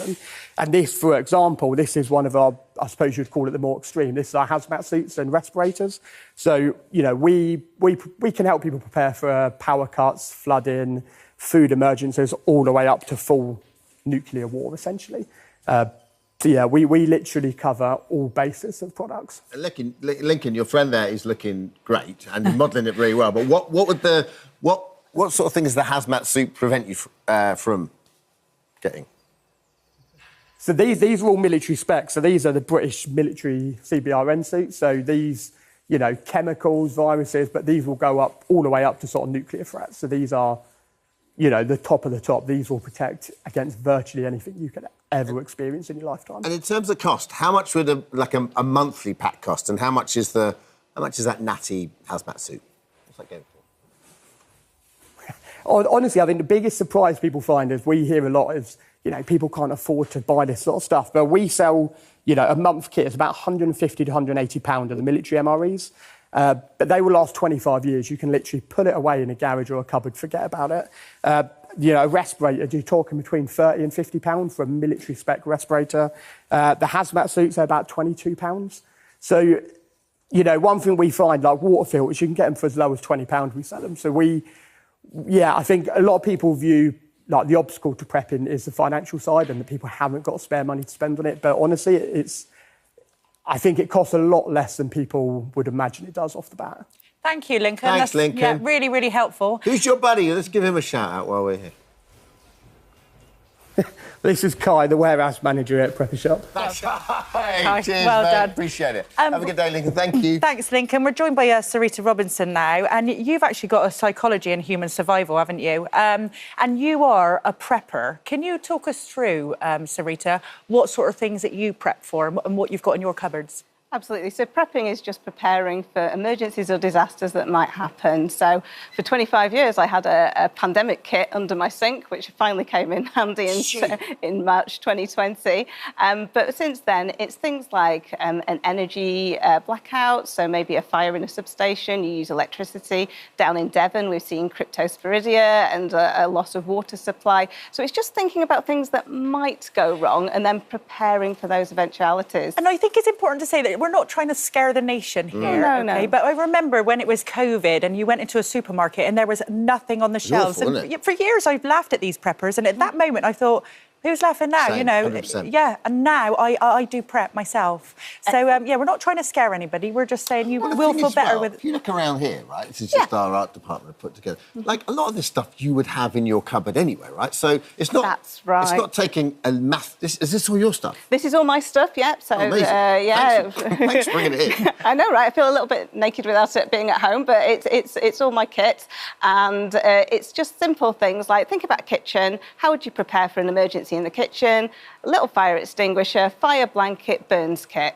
It's very cheap to buy, and once you've got it, you've got it. But if you happen to, have an incident, you burnt yourself, then you can treat that before you have to go to A&E. So it's just about thinking about what could go wrong, and then having that mindset to think, I can deal with this. I've got the kit ready. That's the thing. If you've got first aid kit and you've got a way of purifying water, you're kind of halfway there, really, aren't you? Yep, so the thing that I love best is the water-to-go bottle. There are other filtration devices, available. So basically, you can fill that with water, like rainwater or any sort of water that you come across. It's got a carbon filter in it, and you can just drink it and it'll filter as you go. I got one of those. Yeah, I've got two of them actually. They're great for reducing plastic waste as well if you're going abroad, and you don't have to rely on buying bottles and bottles of water. You can just get your water to go. I've just invested in one of these as well. Absolutely, yes. This is a little radio, so it's a little wind-up radio, so you can generate the charge. It's got a little battery on it. I think it would very slowly charge your mobile phone as well. But radio too. And it's got a light on it, which is great. It's got a light on it, but one of the things that we might find is that electricity goes out, you can't charge your mobile. How are you going to stay in contact with, any warnings or messages that are coming out from the government? Tune your radio in, you're sorted. Can I just ask you, Sarita, psychology and human survival, how did you get into it? Yeah, so I think I've come from a family of preppers. My mum was from a very remote little island called Mauritius.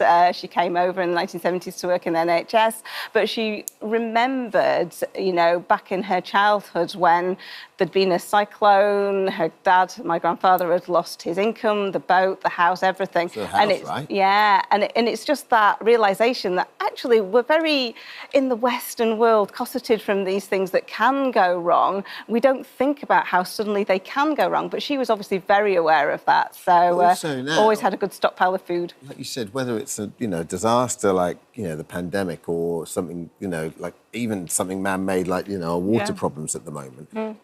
There's more tangible reasons now to be prepared than ever before, aren't there? I think so. I mean, if you look throughout history, we've always had challenges, even in the UK, and the pandemic was a really good reminder that things can go wrong and can go wrong quite quickly. And if you're prepared for them, then actually when that moment happens, you're not going to be in a situation where you feel that things are going out of control because you have actively prepared. Sarita, just quickly, what is that? So this is a really great gadget. This is an emergency hammer, and basically just keep it in your car, and if you do get in, unfortunately, to something like a traffic accident, then it will cut your seatbelt and it will smash the window. I saw one of these advertised because basically modern cars, you can't, if the worst comes to worst, you can't really get out as easy. I didn't know that. It can be quite tricky with the electrics if they fail, so yeah. So this bag is always on hand for you to take, it's all packed, is ready to go when you need it? That's my go bag. Now, everybody thinks a go bag is a really complicated thing and they might steer away from not creating one because they don't know what needs to go in it. But I say that, young parents actually have go bags with them all the time. It's a nappy sack, basically, but for adults. So all that's got in is a change of clothes, a first aid kit, my little radio, water supply, and just things that would help me get through 48 hours away from home a little bit more comfortable. Sarita, thank you, Sarita. Also, Thank Sarita, you if very worst comes much. to worst, we'll come around your house because this little steak sauce and some rice pudding, we are in for a good feed up there. Got to prep well. Thank you so much for visiting our This Morning YouTube channel. We upload new content every single day, so go ahead and hit that subscribe button and we'll see you in the morning. That was absolute. That makes your hair stand on end, doesn't it? That performance. Are you all right? Stick a fork in it, kids. It's done. We're finished. It's over. Fresh from last night's semi-final. Innocent is here right now. That was sensational. Wow. Thank you. Thank you so much. Congratulations. First act through to the finals. Yeah. Can you even remember how it felt last night? Is it all a blur now, or do you remember everything distinct? I remember everything, every moment. I remember the change of key. I remember when I saw the lights going red. I was like, yes, we're doing this. I remember also holding those long notes. I'm like, am I holding it enough? Is it ringing enough? But yeah, it was really lovely. And you didn't just go through. You had the one of the most fits of all time on there. How does that feel? And also, Amanda's mum said you are one of her favourites. I mean, how does it feel? So overwhelming and also unbelievable because knowing the contestants that I was up against is really because they're really talented. I was with them backstage, conversating with them and seeing their material, what they're doing. Absolutely mind-blowing when I heard that I was the one who was chosen. I'm like, wow, me, So it's really, really amazing. Innocent, when you're singing in a competition like that, do you know it's going, do you prep it in a different way to say if you're singing in church? Because you know that you have to nail that one performance, right? Yes. So when you're stepping out there, do you have a good idea within, the first 5 seconds, okay, this is going to be great, I've hit my first note, or, do you not think about it? Do you just lose yourself in the zone? I think for me, before walking on stage, sometimes I check the voice. Is the voice good? Oh, this is going to be a good performance. Sometimes I know. But yesterday, I didn't know because the voice was not really feeling fresh as usual. But when I stepped we up, noticed that. You thought it was a little rough around the edges. But when I sang the first 2 phrases, I was like, this is we're it. gonna get there. This is happening. Nice. So Amanda said you're like the best opera singer they've ever had. And there was a time in your life where you were told that you'll never be an opera singer. I was told, innocent, you've got a beautiful voice, but I'm afraid it's not good enough. You won't succeed in Europe. So it was really for me to have been told that I've been the best in 17 years, having watched the other contestants who have been there before, I was like, this is unbelievable. So, Innocent, what's your backstory? So you obviously you're South African. Yeah. Did you start? Is there much of an opera scene in South Africa? Did you start? When did you first get into opera? So it was when I was 16.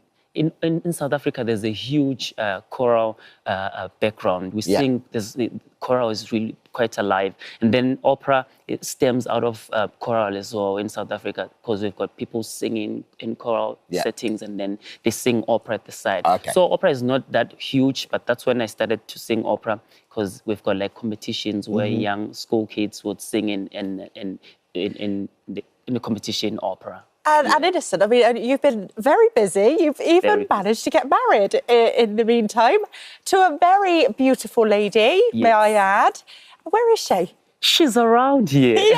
Oh, there you are. Hi, Nye. Hi, How are you? How are you? Fine, thank you. What do you think of all his success? It's fantastic. I'm so proud of him. Oh, yeah, it's a dream come true for Nye, both of us. you got a good voice yourself? No, not Could at we all. I see only you- sing in the shower. Could we see you popping out on the final and just Not at all. And it's just like, no, I love her. But no, I need to win this. Innocent, you've not had your honeymoon yet, have you? Not yet. And we are planning to go there very soon and do a really nice honeymoon. So if we win this money, might as well, do the right thing. It's all going on your honeymoon. Best of luck, Innocent. Oh. It's Got Talent continues to be one all this week. 8 p.m. can be streamed on ITVX and catch up with this guy's last performance last night on ITVX as well. Thank you so much. Good luck, Best of Innocent. luck. Yeah, and congratulations. Thank you so much for Yeah. having me. I really appreciate it. Oh, you're lovely. Thank you so much for visiting our This Morning YouTube channel. We upload new content every single day, so go ahead and hit that subscribe button, and we'll see you in the morning. It looks fun, doesn't it? Yeah. Stressful fun, but fun. Race ahead of the race across the world finale tomorrow night, 9 p.m. on BBC One. We are joined by this year's final 4 pairs. Best friends Alfie, it's hopefully still best friends Alfie and Owen. Hopefully still mother and daughter Eugenie and Isabel. Brother and sister James and Betty, and married couple, fingers crossed, Stephen and Viv. I keep looking at you and I think, oh, who looks £20,000 richer? Who looks 20? I know you're not allowed to give anything away. Now, you guys, you were best friends at school, weren't you? What made you take part?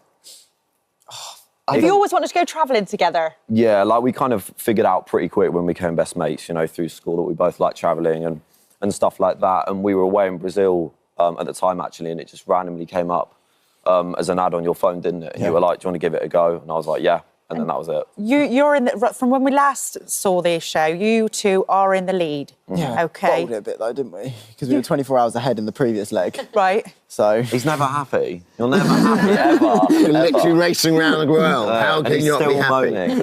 But it takes a certain, especially with friends, because I think family you allow a lot more, but with friends it takes a certain disposition, I think. Like, I've been travelling with friends, like away, and by the time you get back, you're like, we're still great friends, but we might not be the best travelling companions. So has it always worked out with you two, do you think? I think it's a completely... It's not like going on holiday. No. Do you know what I mean? Like, it's a lot more intense than that. And I think it because it was more like a lifestyle than a holiday, I think we kind of still, like, lived independently. It wasn't like...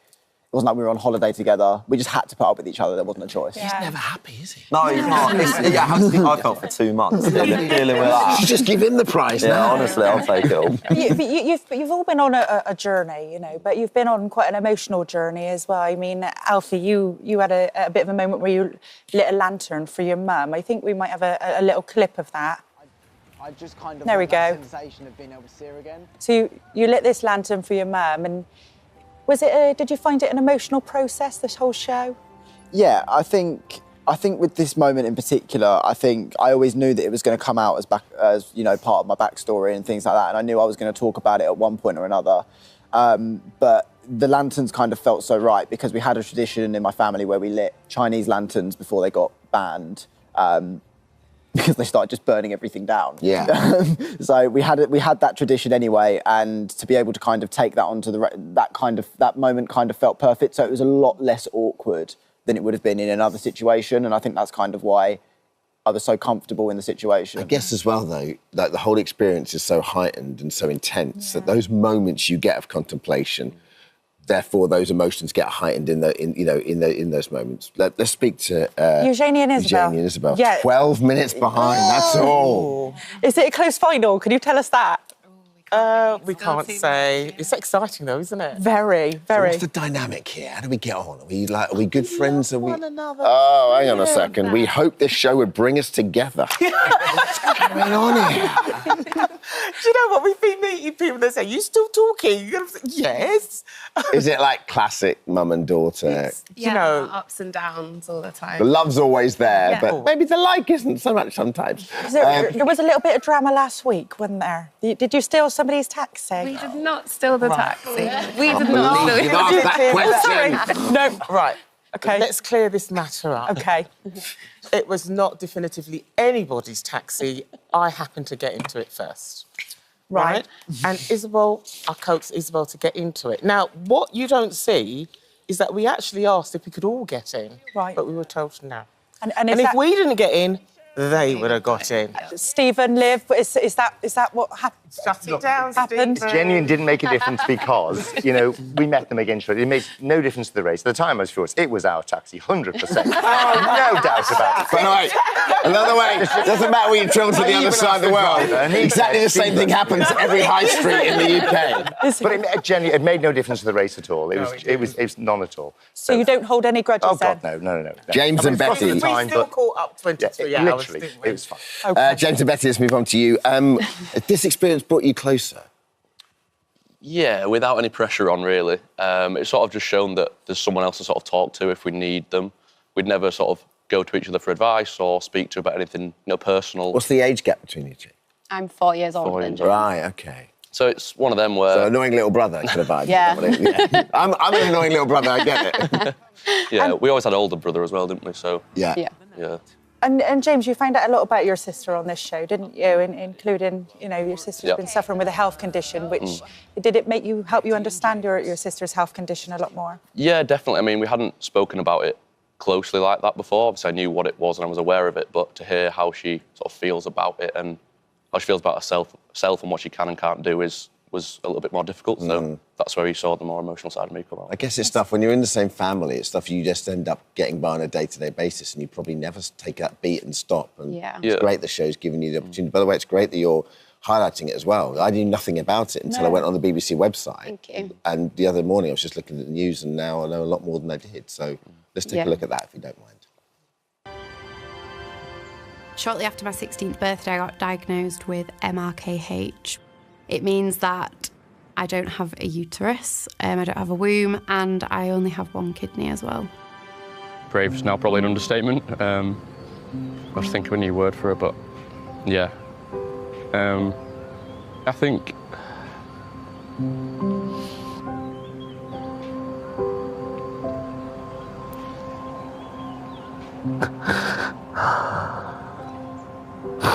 Can someone just come hug me, please? Oh, how does it feel watching that? Is that tearing up again. Yeah. Oh, it's so emotional, isn't it? Yeah, I think, but that's just sort of the natural.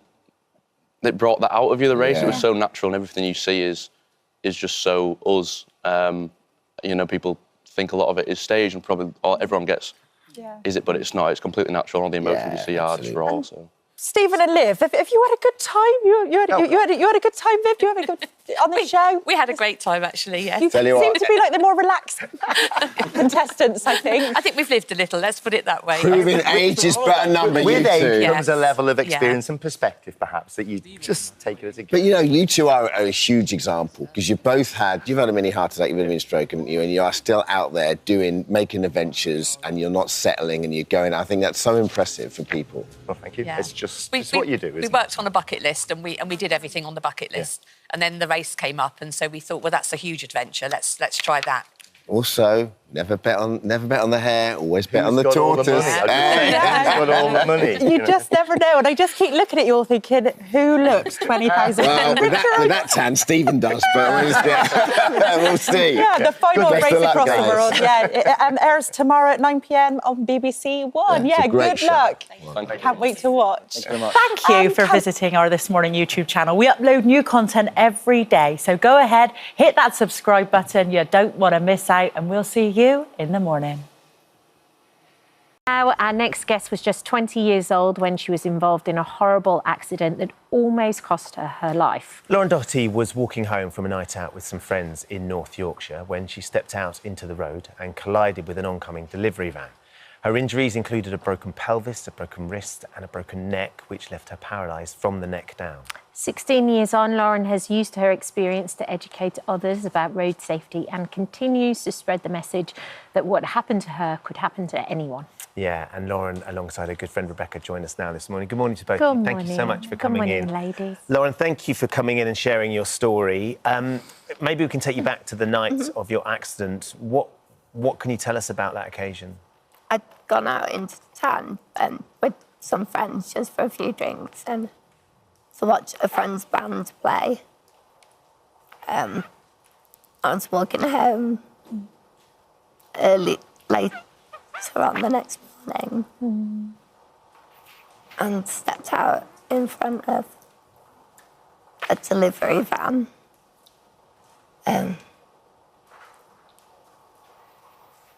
Was thrown like 30 feet on the road. And ended up with lots of injuries. I mean, some of those injuries that we listed in the introduction, broken pelvis, broken neck, broken wrist. I mean, that's a traumatic experience to go through. What are your memories? Do you have any memories of that time? I remember going out that night, like early on, and then the next thing I remember, I woke up in hospital 3 days later.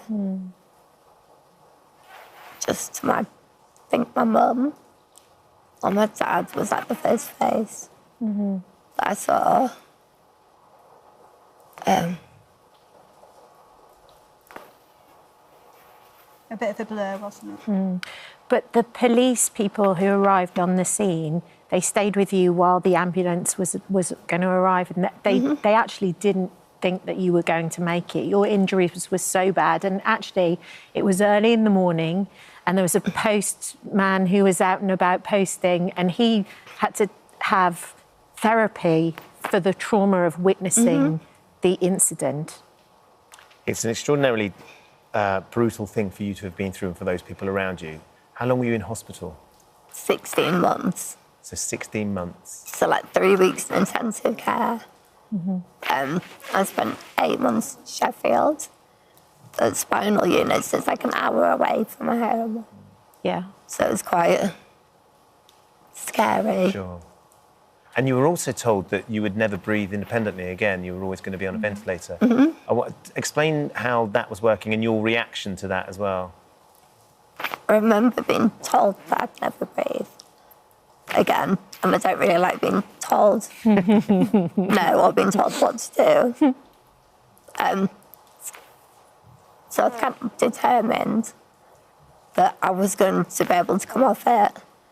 I think at the time that people would say, no, yeah, that you'll be able to do it. But now, kind of when I speak to like my mum or like my respiratory physio that looked after me then, I think, yeah, they thought that there was like no chance that I was going to be able to do it. But I still have to use it like on a night because I get really like tired and it just gives like my body a break. But I'm pretty much off it most of the time, unless like overnight. But Lauren, you're fiercely independent. You're very, very strong too. I know you lived with your mum and dad for 6 years, but now you actually live on your own too. Yeah, I built like a purpose-built bungalow. So I'm kind of 10 minutes away from my mum and dad. I'm near all my family. Yeah. So it's just nice to have my own house. Kind of because when I went back to live with my mum and dad, like my youngest brother was still at home, so he was only 9. And having like 2 carers 24 hours a day, you know, living like in quite a small space, it's just a lot better to have my own house. And your independence as well, which is so key. Absolutely. How did you come to meet Lauren Rebecca? My husband and I owned a complex care company for children, young adults for 8 years, and that's where we met Lauren. So we oversaw the delivery of her care, and I always, when on first meeting Lauren, always sort of asked her, what do you want to come of this? You know, what do you see happening? Because in my eyes, she'd overcome so much with her injuries, her hospital stays. Defied all the odds, right? Yeah. I'm a firm believer that everybody deserves a focus and a purpose in life. Correct, yeah. And so I kind of gently persuaded, Lauren might say differently. Twisted your arm. Yeah, something she always wanted to do was promote road safety, and basically kind of in the hope that no one else would ever go through what she'd been done. So that's how we met, through the care company, and after we came away from care, I continued working alongside her, because we do it on a voluntary basis, and it just grew from there, really. I do think that's the best outcome, to turn something positive and try and help anybody else in the future too. So what do you do? Is it all different ages of kids? How do you do it? Absolutely. So we started off just in a really small country primary school, my daughter's school at the time, just to test the water. I honestly, at that time, didn't know how the message was going to be received. I was very aware that Lauren's story is very overwhelming, so you have to tailor make it depending on the age group. And also very aware that, children, they're not always aware about disability. Yeah. So physically, you've seen someone in a wheelchair, and alongside Lauren's story, there was an element, I didn't know if it was going to be too much and overwhelm the children. But 8 years down the line, we know that's not the case. We know that even though her message is hard-hitting, that is what is needed. Well, it's what gets it across, I think. Absolutely. So, as I say, we started off with primary school children, and we now talk to all age groups, so sixth formers, colleges, prisons. We work with prisons as well. What's it like for you, Lauren, being able to do that, being able to go and share your story and help people understand the importance of road safety? I really enjoyed doing it, and I think that enjoy doing it. It gives me something that's like mine. It's like a job. I think I get out of it just as much as kind of like what people said I give to other people. It's kind of, but with that primary school children, that like we'll talk and then we'll give them a chance to ask any questions, which I think is like when you really notice like how much they've been paying attention. And primary school children don't have a filter on them either, so the questions range from, funny to heartbreaking to, I think the most one that we always remember, the most one that had an impact, a little girl said, "In your dreams, can you walk again?" And for a primary school child to think so deeply and to consider Lauren in that way has always stayed with us, hasn't it? So. And what are your key messages when you go in? Because I think we've all been guilty of it at times. Very much so. You're distracted by our phones. Distracted by your phones, you've got headphones in, or you're just even thinking of what you've got to do on a day. There are so many times, when you're not concentrating properly. So the key message is that for the younger children, it's very much hold hands with your mums and dads as they grow up, like you say, with the headphones on the phones, mobile phone usage. But also when they start to learn to drive, it's being aware as a driver about pedestrians, which obviously was the case with Lauren. And then I guess the message is decisions we make in life can have consequences, and Lauren is an example of that. But the project has grown to such that,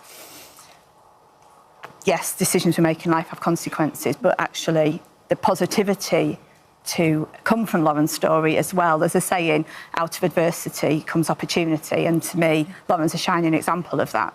So it's kind of, the road safety message is there, but also the story of personal resilience, and that things happen in life, but Lauren is an example that you can turn that around. What would you like to say, Lauren, to our viewers this morning who are watching you and listening to this story?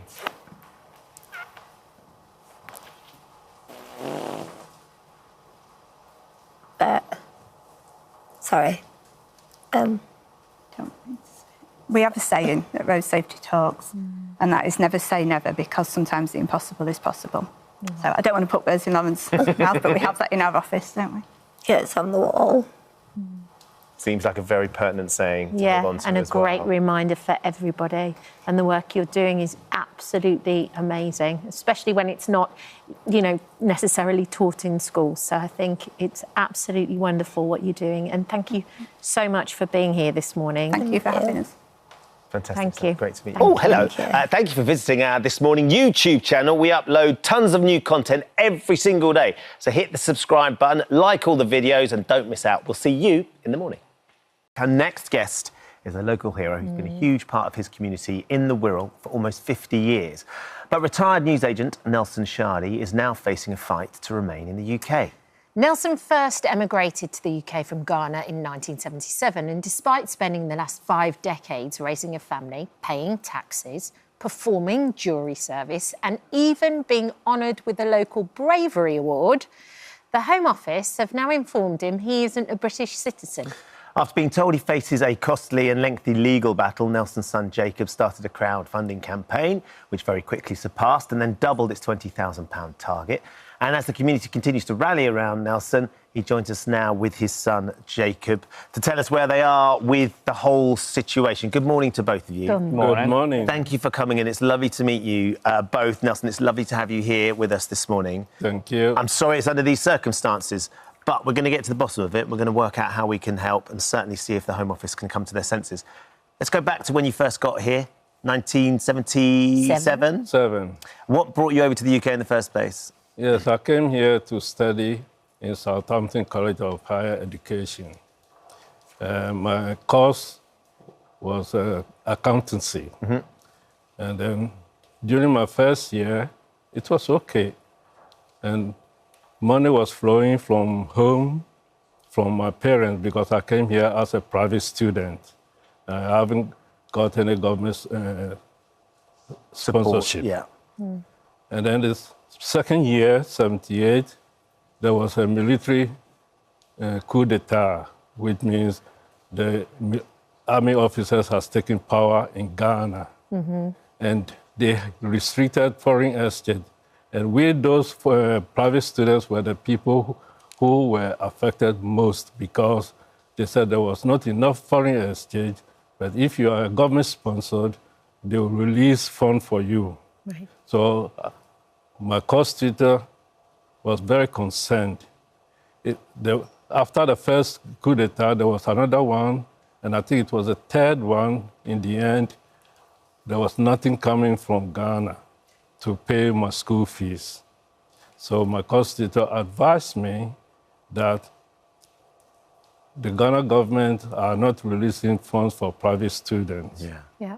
So the best thing to get a job so that I can get some money and pay the arrears I have incurred. And then my bank balance also. So I started working.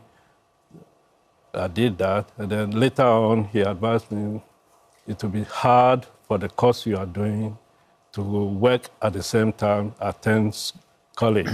Right. So I started full-time work with a British a Mother's Pride bakery.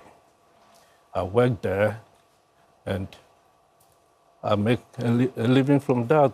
I applied for my national insurance number. I got it. In the end, I bought a house on mortgage. That went through perfectly. Nobody told me anything that I could not go through that process. So I regarded myself as a British citizen. Okay. So you came over as a student. Things changed beyond your control with the coup d'etat. Yeah. And then all of a sudden you find yourself having to work over here. You start working for lots of big companies, you get your mortgage, you pay taxes, you create a life over here, you're a citizen. It's you know, and essentially you've been here for decades, and then all of a sudden, having never left the country, so you'd never needed a passport, is it one of your parents died? My mother passed away. So you want to go back to Ghana? For the funeral. And it was only when you went to apply for your passport, what did the Home Office say? I passed it through a solicitor in Liverpool. So then when I went in and told them the whole story, they came back with a story that they will take me through another system called 10-year route before I can get my passport. So they gave me a 2.5 years visa. I was really shocked, but I needed it. Yeah. And Jacob, you now find yourself as a family wrapped up in this system, and you actually don't really know quite where it's going. No, so like you say, we don't know where it's going at all. No. It's been constant back and forth for the past 3 years now with the Home Office, and there's been no clear answer of what to do. And it's heartbreaking, to be honest. Like, obviously, when I found out about this news, it was a massive shock to me. I'm sure. Growing up, my dad was a massive role model to me and the community and the people around him. He's done so much for the community.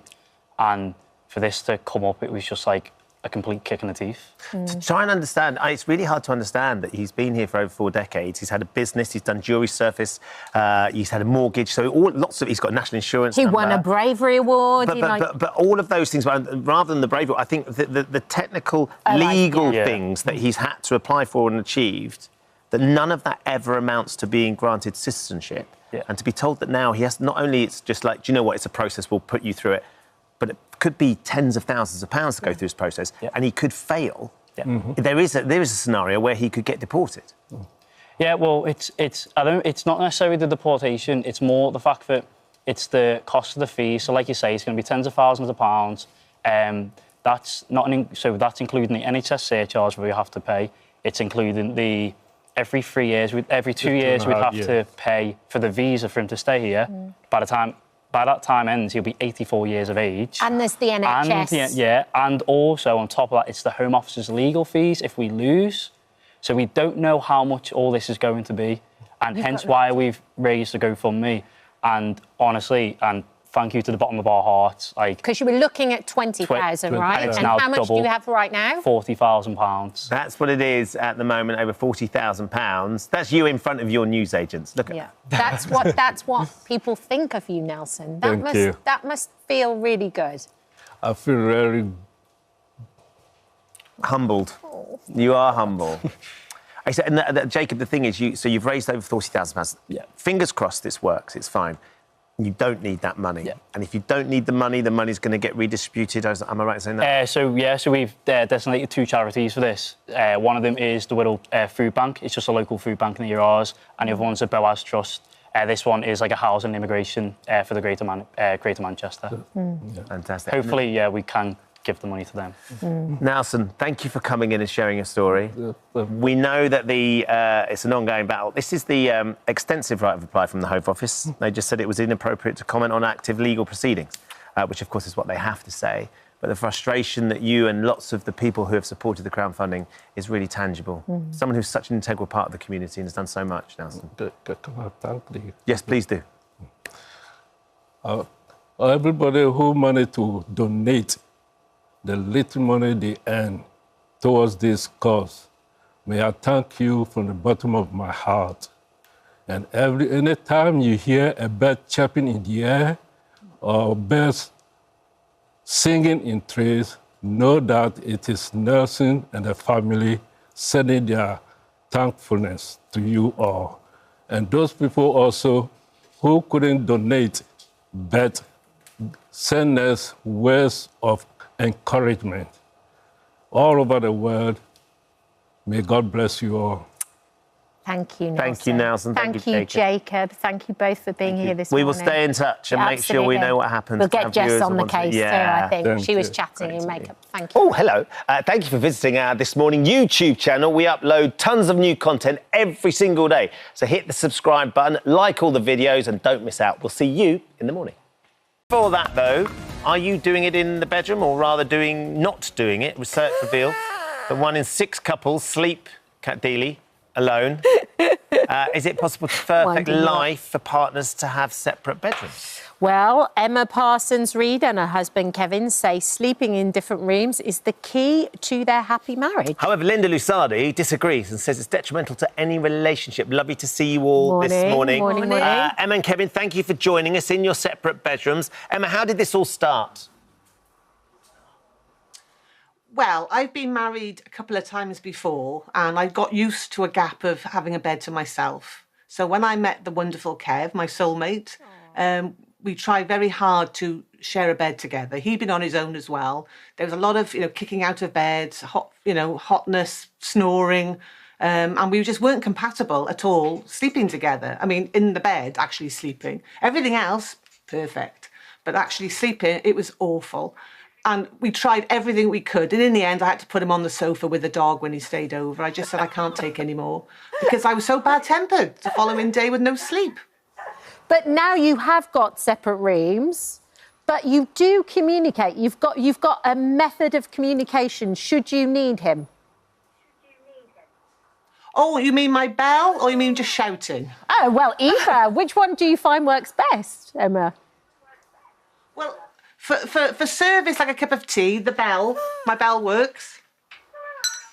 So he'll come and bring me a nice cup of tea, but I just shout otherwise. But, I have my earplugs in at night. I can't hear anything. Kev, how did you feel when Emma turned round and said, right, I'm really sorry this isn't working. You're going to have to sleep on the sofa with the dog?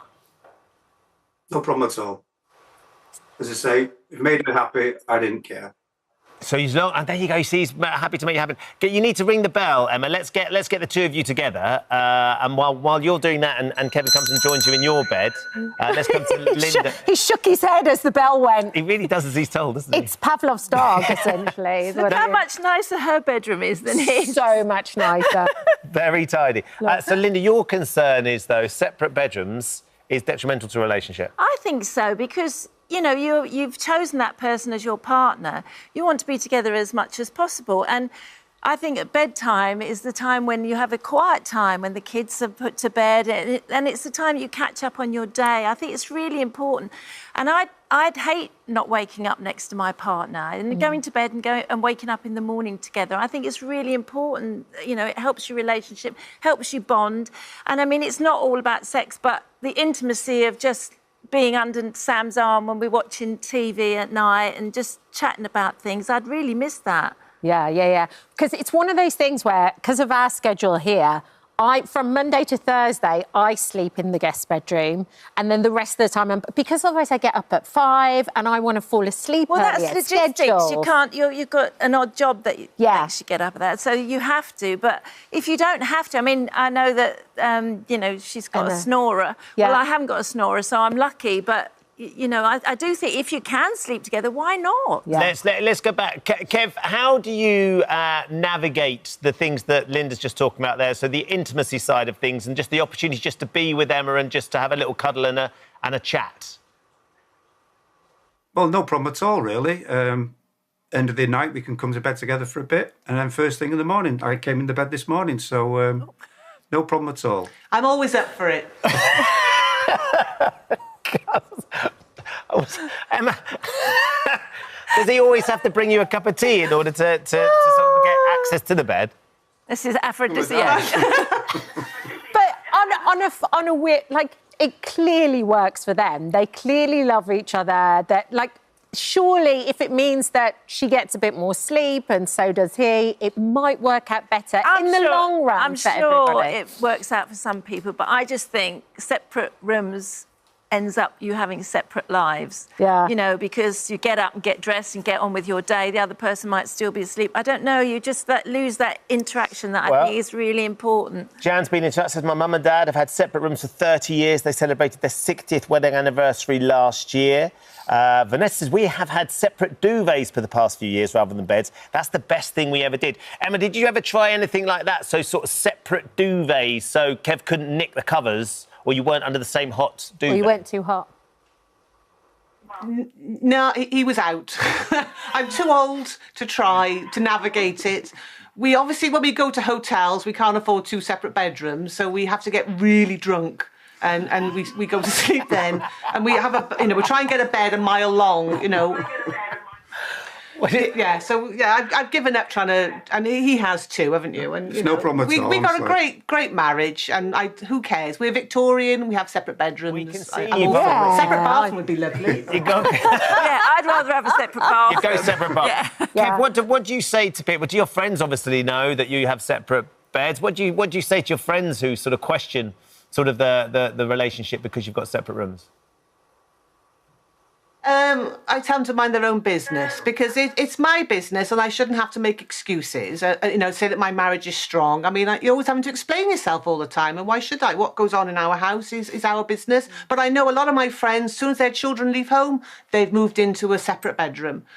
People just don't like vocalising it because, as Linda says, it gives the impression that your marriage is over, and in some cases it may well be. But for us and other couples like us, it isn't. We're strong, aren't we? And we're stronger because we have separate bedrooms. Well, it was interesting when we spoke to Deirdre about this morning, because Deirdre was very like, if it works for you and that's what makes everything tick and work and it's better for everybody, that's great. But if it's hiding something else, then that's an entirely different... Yeah, I mean, it's interesting, isn't it, Deirdre? Because you can see from Linda's perspective her take on it. But when you hear Emma and Kev, anecdotally, it works brilliantly for them. Yeah, absolutely. I do think it's whatever works for you is what's important.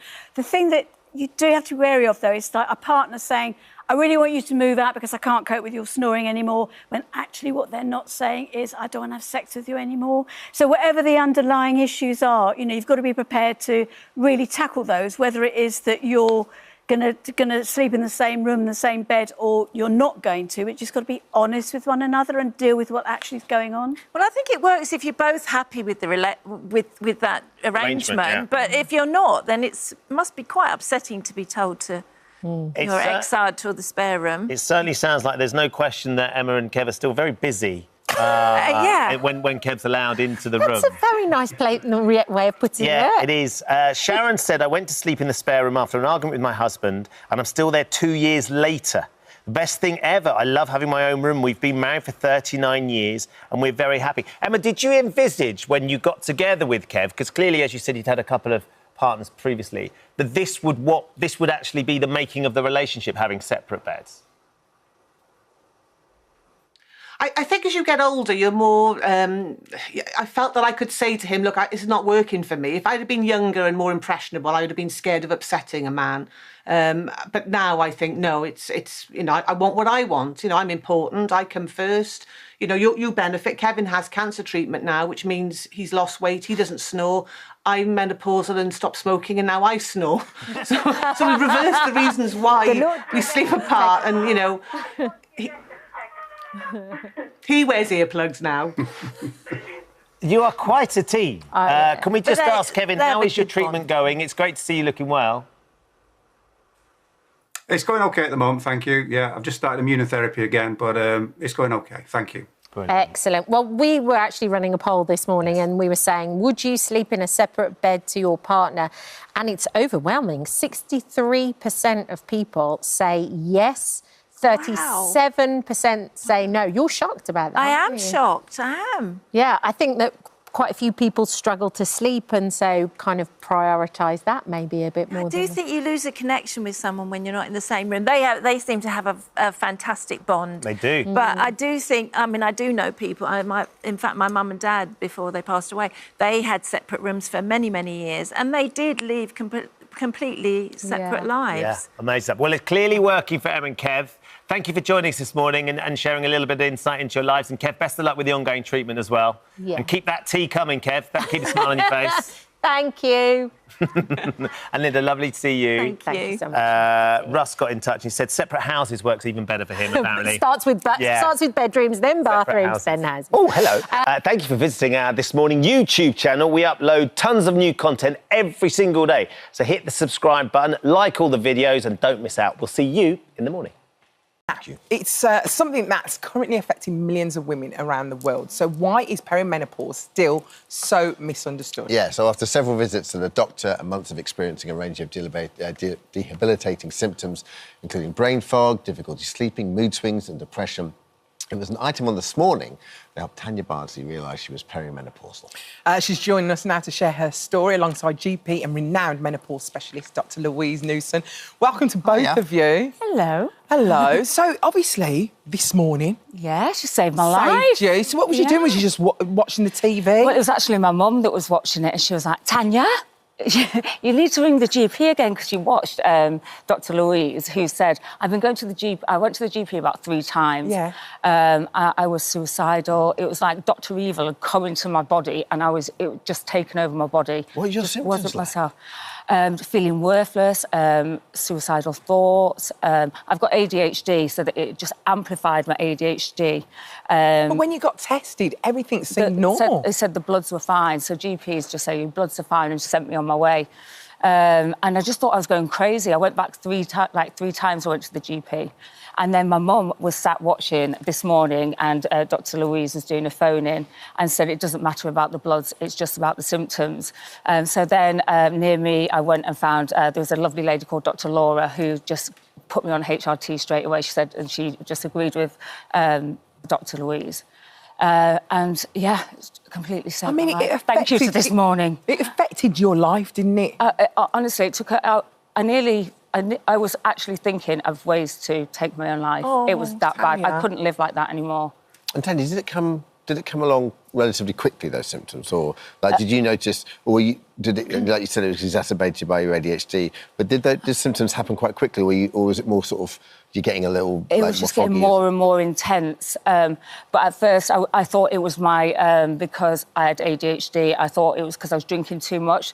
So then I took all the steps, stopped drinking. And after 4 months of not drinking, I thought, well, I still don't feel how I should. I mean, my skin was better, saved loads of money, and I didn't feel as, suicidal anymore. So it did help massively. Yeah. But I still just had no motivation to live. Yeah. Everything was hard, and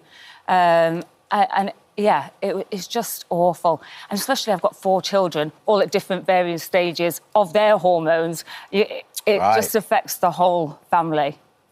And just out of interest, how quickly did it work once you started taking HRT? How quickly did you feel better? I would say, in 3 days. Within 3 days? Felt... I don't know whether it was just in my mind or what, but, yeah, it was that quick.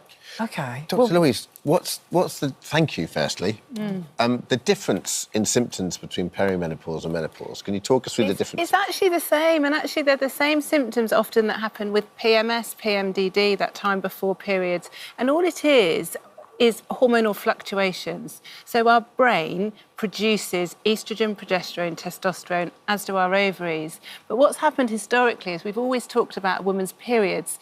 Does she have periods or not? Therefore, is she menopausal or not? Because as you know, you have to be a year without your periods to officially have that menopause badge. But actually, perimenopause can last 10 years or so before periods stop, because our hormones start to change.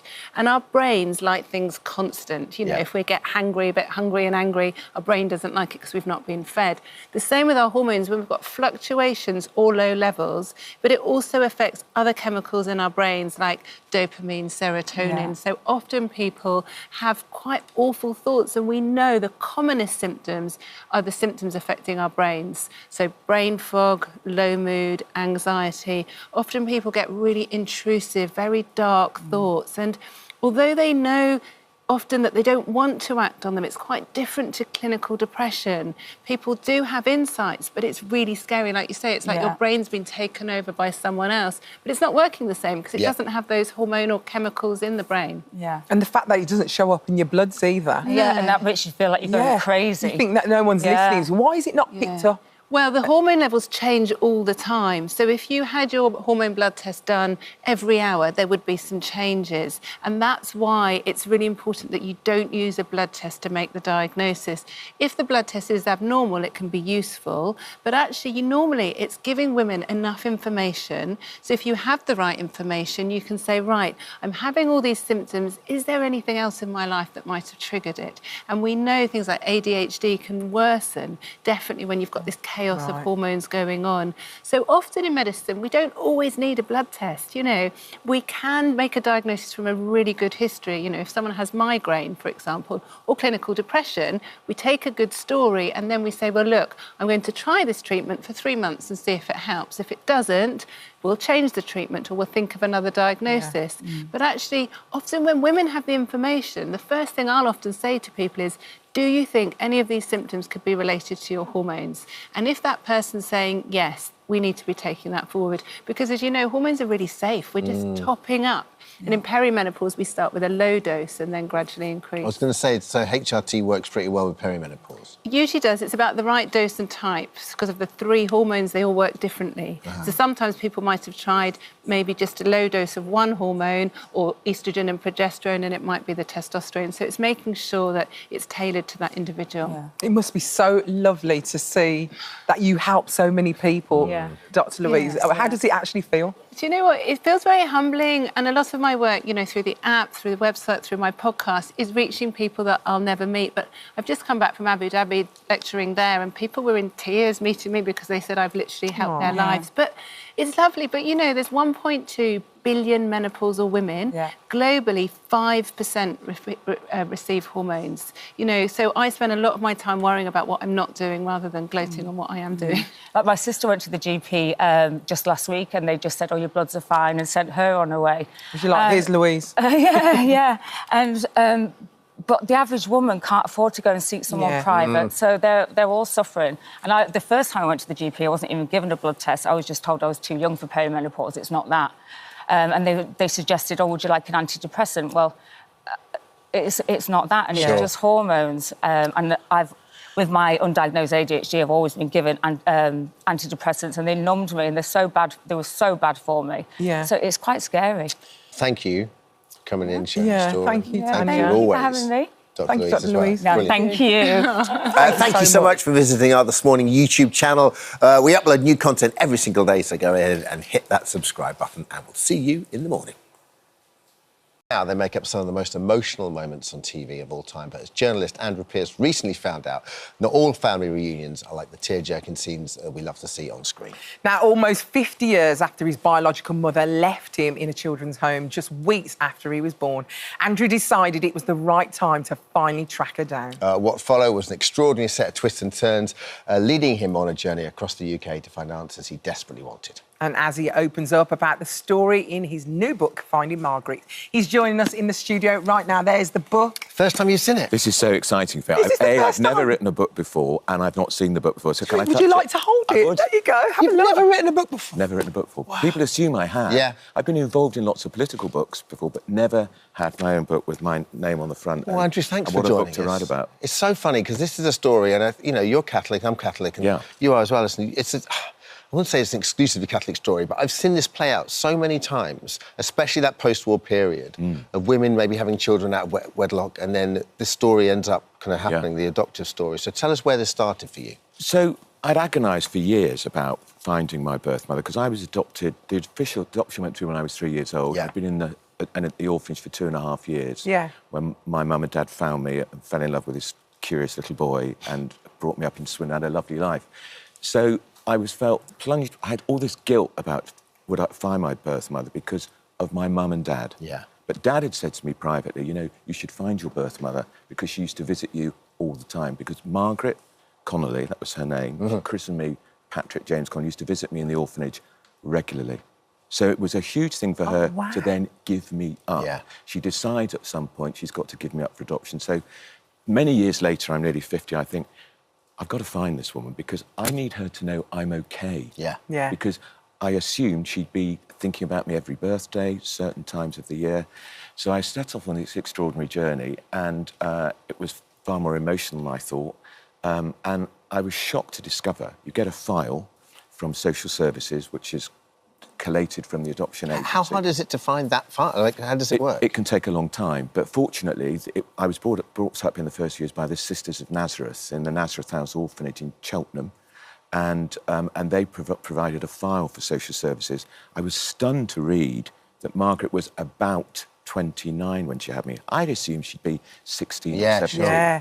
But in fact, I did my own homework. She was 34 when she had me. She was about 3 weeks from her 35th birthday. Why? Amazing. So what's that about? Yeah. And there was a reference in the file to a father called Jimmy Coffey. I've tracked down his family, and he died just a couple of weeks after I moved into the orphanage. He was struck by a car. Tragic, but was he really the father? Ah. Was he... A priest explained to me he could be what they call a toe tag father. He was taken into hospital. He was dead on arrival in hospital. He had a toe tag on his body, James Coffey. Was that a convenient name for my father? Because was Margaret protecting somebody, which is why I stayed in the home for so long? Was she having a relationship potentially with somebody else? Because then I guess your journalistic instincts then, and the detective they kicked part in. of that takes... So I found the person who was standing next to Jimmy Coffey and he was killed. We found Margaret as well, which was we nearly had to give up. But great Jane Moore, who you know from Loose Women, she's done this before. She used some real old-fashioned journalistic techniques to track her down because she'd warned me, I think it's game over, because even back then in the early 60s, Margaret went out of her way to not be found. No middle name, no addresses, no date of birth. Jane found her, and then she was in Birmingham. Extraordinary. I'd worked on the Birmingham Mail for 2 years, not knowing my birth mother was just there? 3 miles away, because I was born in Bristol, so I assumed she lived around there.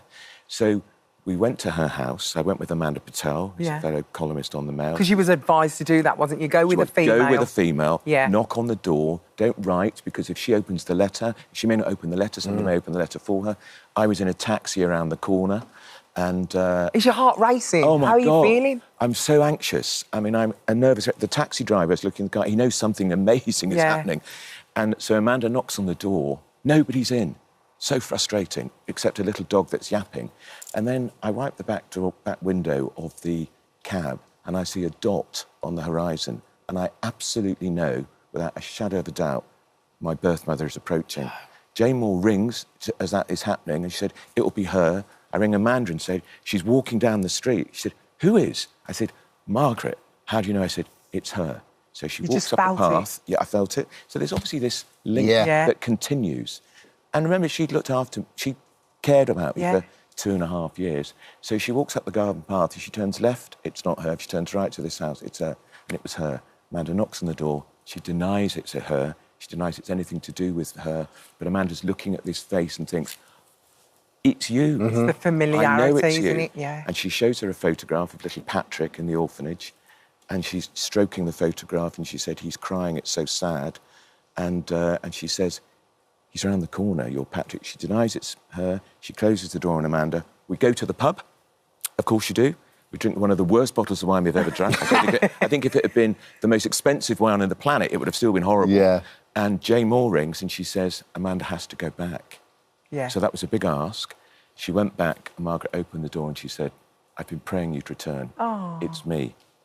And so she didn't meet me there and then because she was worried about... She's got 4 children. Yeah. They're grown up, and she's got grandchildren. So she didn't want you to meet at the house? She didn't, no. So we met in the British Home Stores cafe. Yeah. Not quite what I'd intended. I thought we might go somewhere a little bit more, but that was clearly where she felt comfortable. Yeah. And we were there for an hour.